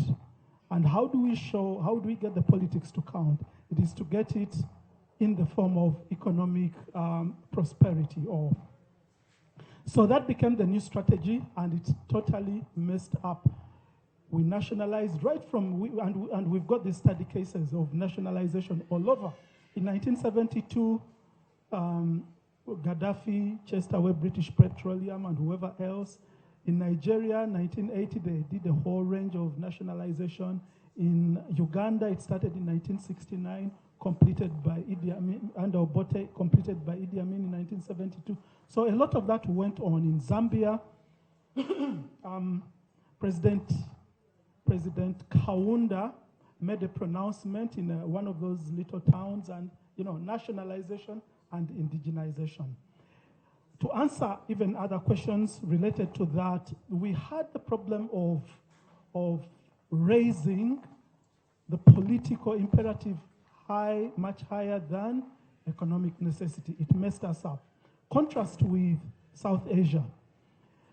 Lee Kuan Yew, the Prime Minister, the transforming Prime Minister of Singapore, he looked at his African peers. He talks about President Kaunda of Zambia. He says, poor man. He thinks he's in the world to fight the whites of South Africa. Okay, that was an important fight. But Kaunda's mind was entirely on fighting the whites of Rhodesia and South Africa. And his country was going down, and his friend noted it. It's the same thing, it went around all over the place. Another quick example. Zimbabwe, or Rhodesia as it was in the 1970s, it had a very good industrial base. We have a citation in the book about how a young Zimbabwean couple getting married at that time, they could get just about everything they needed in their home from Zimbabwean-made stuff, whether air conditioner or microwave or whatever. They were making all those things. Then we think we need to sort out the political problems, and we undermine the economic. Today, Zimbabwe is the poorest country, one of the poorest countries in Africa. So we elevated the politics without actually sorting it out high above the economic, and we paid the price for it. What did the South Asians do? I know this one sounds controversial, but here is a fact. They realized that economy is the first thing. That's what Park Chung-hee did in South Korea. General Park Chung-hee came to power in 1961-62, was assassinated in 1979. He was a farm hand. He was a dictator, let's call it that. This man, Lee Kuan Yew, you can't call him, he was not a Sunday school teacher. He was a tough man. He decided to let's focus on the politics, or on the economy first, then the politics would come later. If you remember, now if we'd gone deeper, and I don't know, I hope Dr. Mumuza can help us, in Rostov's model of economic advancement, they talk about how after you've sorted out the economics, then the political things can come in. Then people will be more accepting of them. Today we've not sorted out the economics, and therefore our politics becomes bread and butter economic issue. So we cannot do the politics, and yet we pretend to, because the economics has not been sorted out. So it's a structural problem in Africa. Now today, just when was it? Today, yesterday, this week, the former president of South Korea, she's Gwen Park. She's the daughter of the other man. She's been charged because they built a society strong enough, founded on economic strength, such that the politics is easy to sort out. Today, you can hardly do that in Africa. I think it's Bill Clinton in his campaign, 1992, who came up with this phrase: "Is the economy stupid?" Not so. So we need to focus on that. Mr. Chisaka asked about the money given to Africa for environmental protection. Yes, this is very unfortunate. Now, these very same people, they messed up the environment. It is their work that messed it up. Now they are looking to us who have not industrialized. I think, and we make this recommendation in the book, that no, we need to stand up and say no. We have a partner in this. Huh? We have signed, yes, yeah, but we need to wake up. Anyway, we have a partner. We have a lot of coal in Africa. Now, fossil fuels are exceedingly important in industrialization because they're the ones to drive the machines. We have a lot of coal. Tanzania in southern Tanzania has lots of coal and iron ore. They are all in the same place. Now, these international things are telling us we should not mine let alone use our coal. India has said no. We are going to use our coal. They are telling India the same thing. India is saying, you guys, you industrialized long ago. Why are you telling us this? So why don't we get together with India and say, no, we are not the cause of global warming. Our contribution to global warming is so tiny. Then you hold us back from industrializing when you're the ones who messed up these things. So I think we have a partnership there. But again, it's a case of having to wake up and see our options. That's my own view, and we have that in the book. Mr. Luanga talked about the difference between Southeast Asia and Africa. My own view is that policy matters a lot. You asked about crony capitalism. They do not have crony capitalism, certainly not to that level in South Asia. When they picked, to use the example of South Korea, when they picked champions, they would help them to a certain level. You fail, okay, we give Martin Luanga, the government gives him capital, cheap capital, helps him with tax rebates and, export concessions and that kind of thing. You fail, Agram Jisha is more successful, they take the company away from you and give it to him. A company, one of these big South Korean companies suffered that in the last 10, 12, 15 years. So it is possible. So that's what the South Koreans did. And yeah, we need to be ruthless about it. Close those which cannot work, help those which work. That is how those chaebols have been built in South Korea. Mr. Kenneth Kazoba asked about, yes, it's true, it's not the leaders alone. We all have a role to play in the transformation of our countries. Again, wherever you are, I don't know who the commissioner of importation, if there is such an office in this country. If I was the commissioner of importation, I would say no toothpicks, no importing tissue matchboxes. Just say no. Just say no. and make a good case to cabinet or the president. If you make a good case, I believe they'll accept it because they need to see the whole-rounded thing. You talk about importing 5 billion, or is it 50 billion, whatever our figure is, 50 billion worth of goods, and you're exporting 23 worth billion. Just go to the minister and tell him, look, Mr. Minister, I can reduce the export-import imbalance by closing off these things. And then he should accept unless he's, So let each one of us play our role. It does not have to come from the president or the cabinet. I can do it as the commissioner of importation.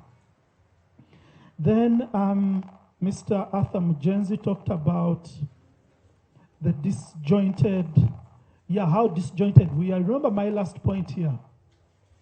We have a whole chapter on the Ministry of Strategy. It gives a few ideas of how it is we can and should stop being disjointed. If I take the example, the very example that we looked at here on board, those who are concessioning out the copper and those who hope to produce electric vehicles, these things need to come together. But if you have the little National Planning Authority working on its own, it will be disjointed. I believe a Ministry of Strategy can go a long way into helping us on that. Now, how did the US take off? You need some imperial power to take off. The reason the Industrial Revolution started in Europe in the 1700s, it was running for about 100 years before these guys came to Africa to colonize us. Then Europe, America also starts its own imperial whatever. Today, you can no longer do that the way the Americans did it or the Europeans did it, but you can do it the China way. China has a strategy. They get into a nation, they buy up your resource companies, they bring their goods into the nations, they take technologies and duplicate them and reproduce them cheaply. They can reproduce them cheaply because they have cheap labor. Today, China's labor costs are going up. Africa still has cheap labor. There is a possibility we can do our own imperialism, even though not conquering nations.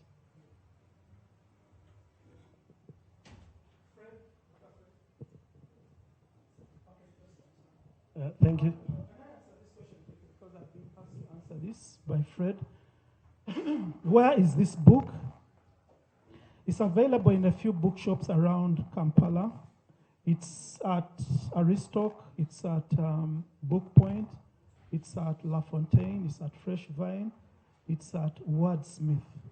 That is in Kampala. In Mwesigwa Foundation, and also in the boot of my car. I've become a vendor these days, yes. But also, if you are in London, you can get a copy, or in the UK, you can get a copy from, you'd need to get in touch with me directly. I can tell you where they are. We shipped a few copies to the UK. If you're in Kenya, they are also there in Eldoret. Yes, we are working on an e-version. That work is still going on. Eddie Walakira, my name's 70,000 Uganda shillings. It's going to pay me for the marketing.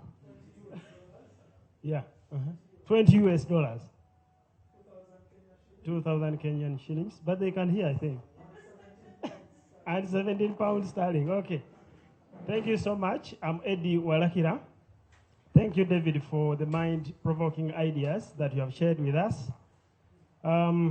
When I look at all issues, being shared here, it comes to my mind that everything boils down to the human being, to the person in charge of anything at any level.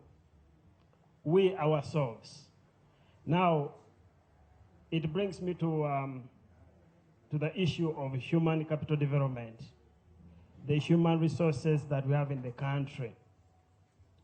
Because basically, if you start to think about things are going wrong, this one is not working out, from the family, at the workplace, in the highest office, then you wonder, is there, are we doing things the right way in terms of building the human capital?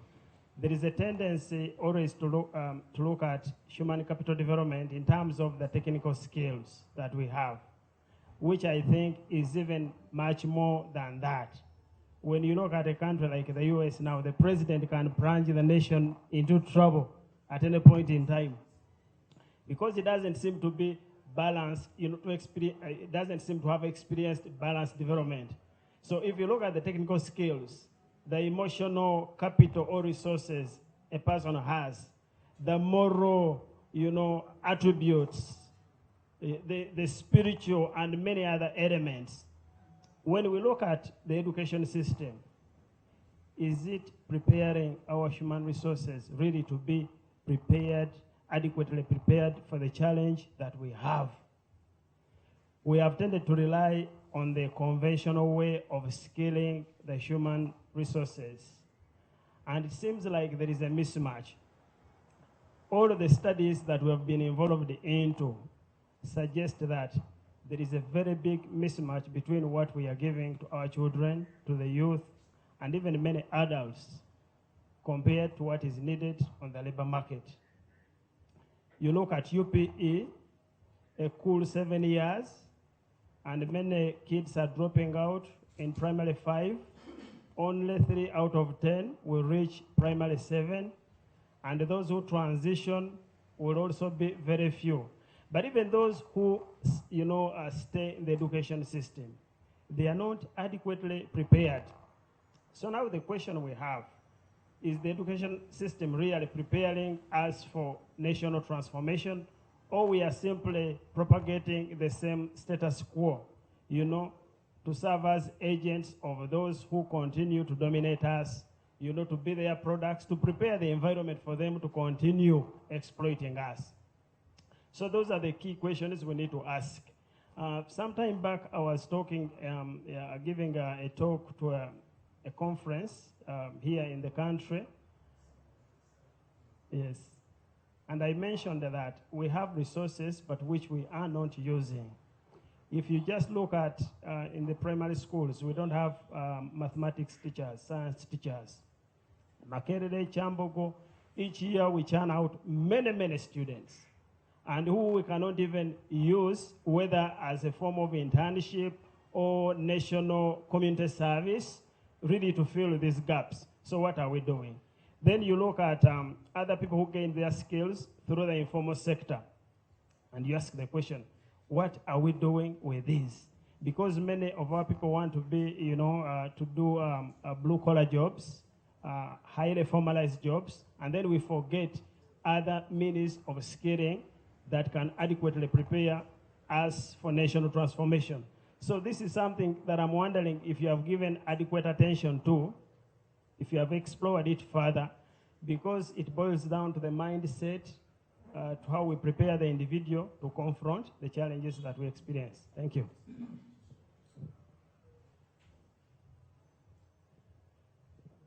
If only we were taking a minute, we would take all the 3. Because I have 3 minutes left. So let's use a minute each, and we can go round. A minute, please. I'm Andrew Mithujira. Can you comment on protection of intellectual property rights, patents, inventions, trademarks, and things like that? Brilliant. Next minute. Right. Now you seem to indicate industrialization as the natural path. I would say let's revisit the human element. I would say the natural birthright, our biggest natural birthright, Esau birthright, might lie more in our human beings. Way forward, one of the things that we can do is rebrand. Why do we call it tourism? Why don't we say we are selling medicine, something critical to human beings? Education we've wasted, but not education as the formal process as we know it now, but education that makes a full human being confident, strong, imaginative, happy, you know. Those are critical needs in the world today, especially in a Western world that's crumbling, I think. Thank you, David. You've really stirred up our thinking. And I just want to associate myself. My name is Dorothy Kisaka. I want to associate myself with the people who are talking about the mental infrastructure of our nation. You know, there are things that are happening which make you wonder what's going on. The violence in schools, the violence on the streets, the reaction to whatever is going on. And it takes me to the point that Arthur was making, that we need a comprehensive strategy. We cannot just say the answer is in industrialization, but we need really to explore the challenges in leadership, in governance, in family values, in education. It's a comprehensive thing. You almost want to feel like, is there a way a nation can just be pressed to go to zero and we start again? Of course, that is, but what I'm saying, we cannot focus on one thing. We need, and I agree with you, we need a ministry of strategy, but not strategizing on one thing. We need a comprehensive approach. Thank you.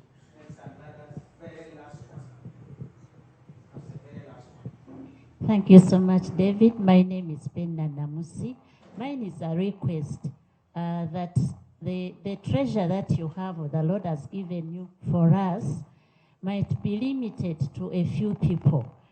But I'm wondering, first of all, if you could also have audience to those who make the decisions for us, because we cannot ignore them.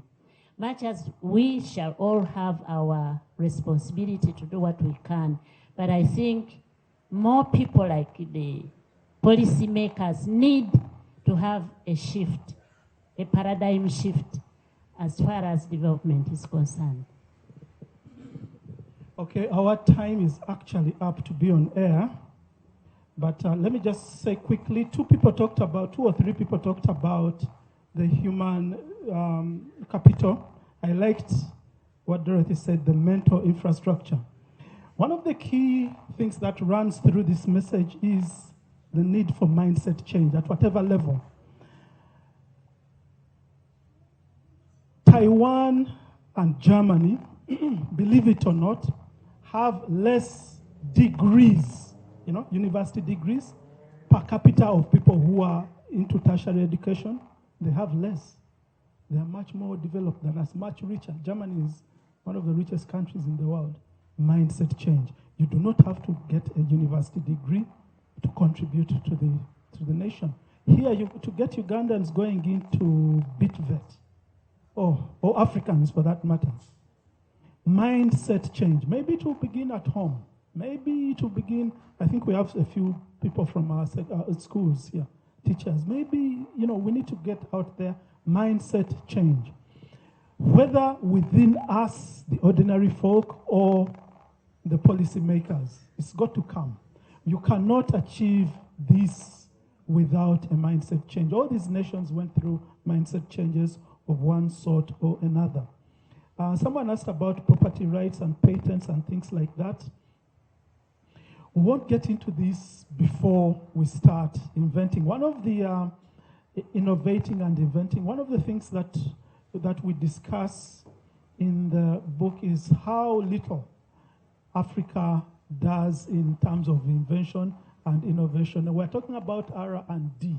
We hardly file any patents. Uganda produces, that's one example, Uganda produces less than 100 scientific papers a year.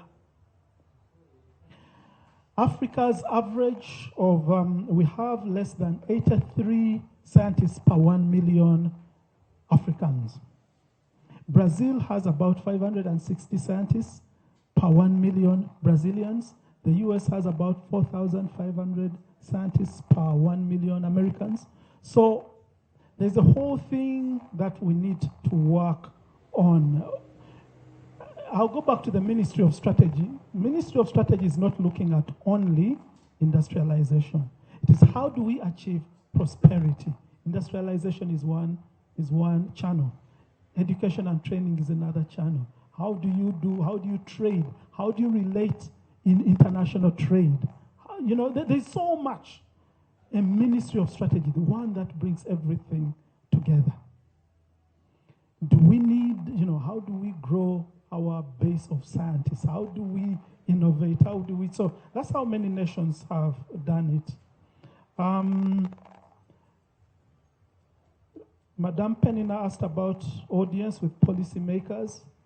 I don't know any policymakers myself. If you know any, please knock on their door and tell them, here's someone with a small idea to contribute.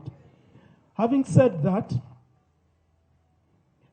this book has already made its way into a couple of state houses in West Africa. When I was in Kenya recently, I met people who believe they can get it into the higher circles of their society at the topmost, but they are involved in politics right now. But yes, it's available for others, whatever. Please knock on a door for me. I'm happy to walk through. I'm just a local Kampala boy. I don't work in parliament. I don't know these places. Thank you very much. Let me ask. You told us where to find the book. Go there and read it. Good enough, NTV is watched by every policymaker in this country. The message is there. It is the response that we are going to be finding out. Thank you very much, NTV, for giving this opportunity for us to delve into the challenges of getting out there to industrialize. We've said that's one leg. We need to find other ways of how do we get there. Zuckerberg, by 32 years of his age, was worth $4 million per day of his existence, including the days when he was a baby. And he had made all that wealth in 10 years. So there are many ways. How do we get 10 Zuckerbergs for Uganda? Our GDP is just 23, 24 billion. We need some more. And these are some of the challenges. The discussion continues with the reading and the streaming. Thank you very much, NTV. We wish you a very good night. Thank you.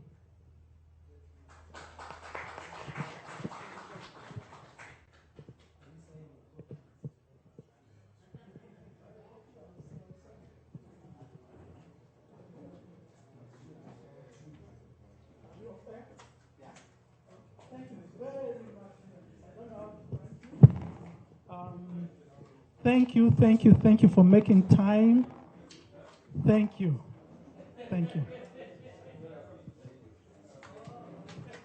You buy a copy, you get the author to autograph it. That's what it means.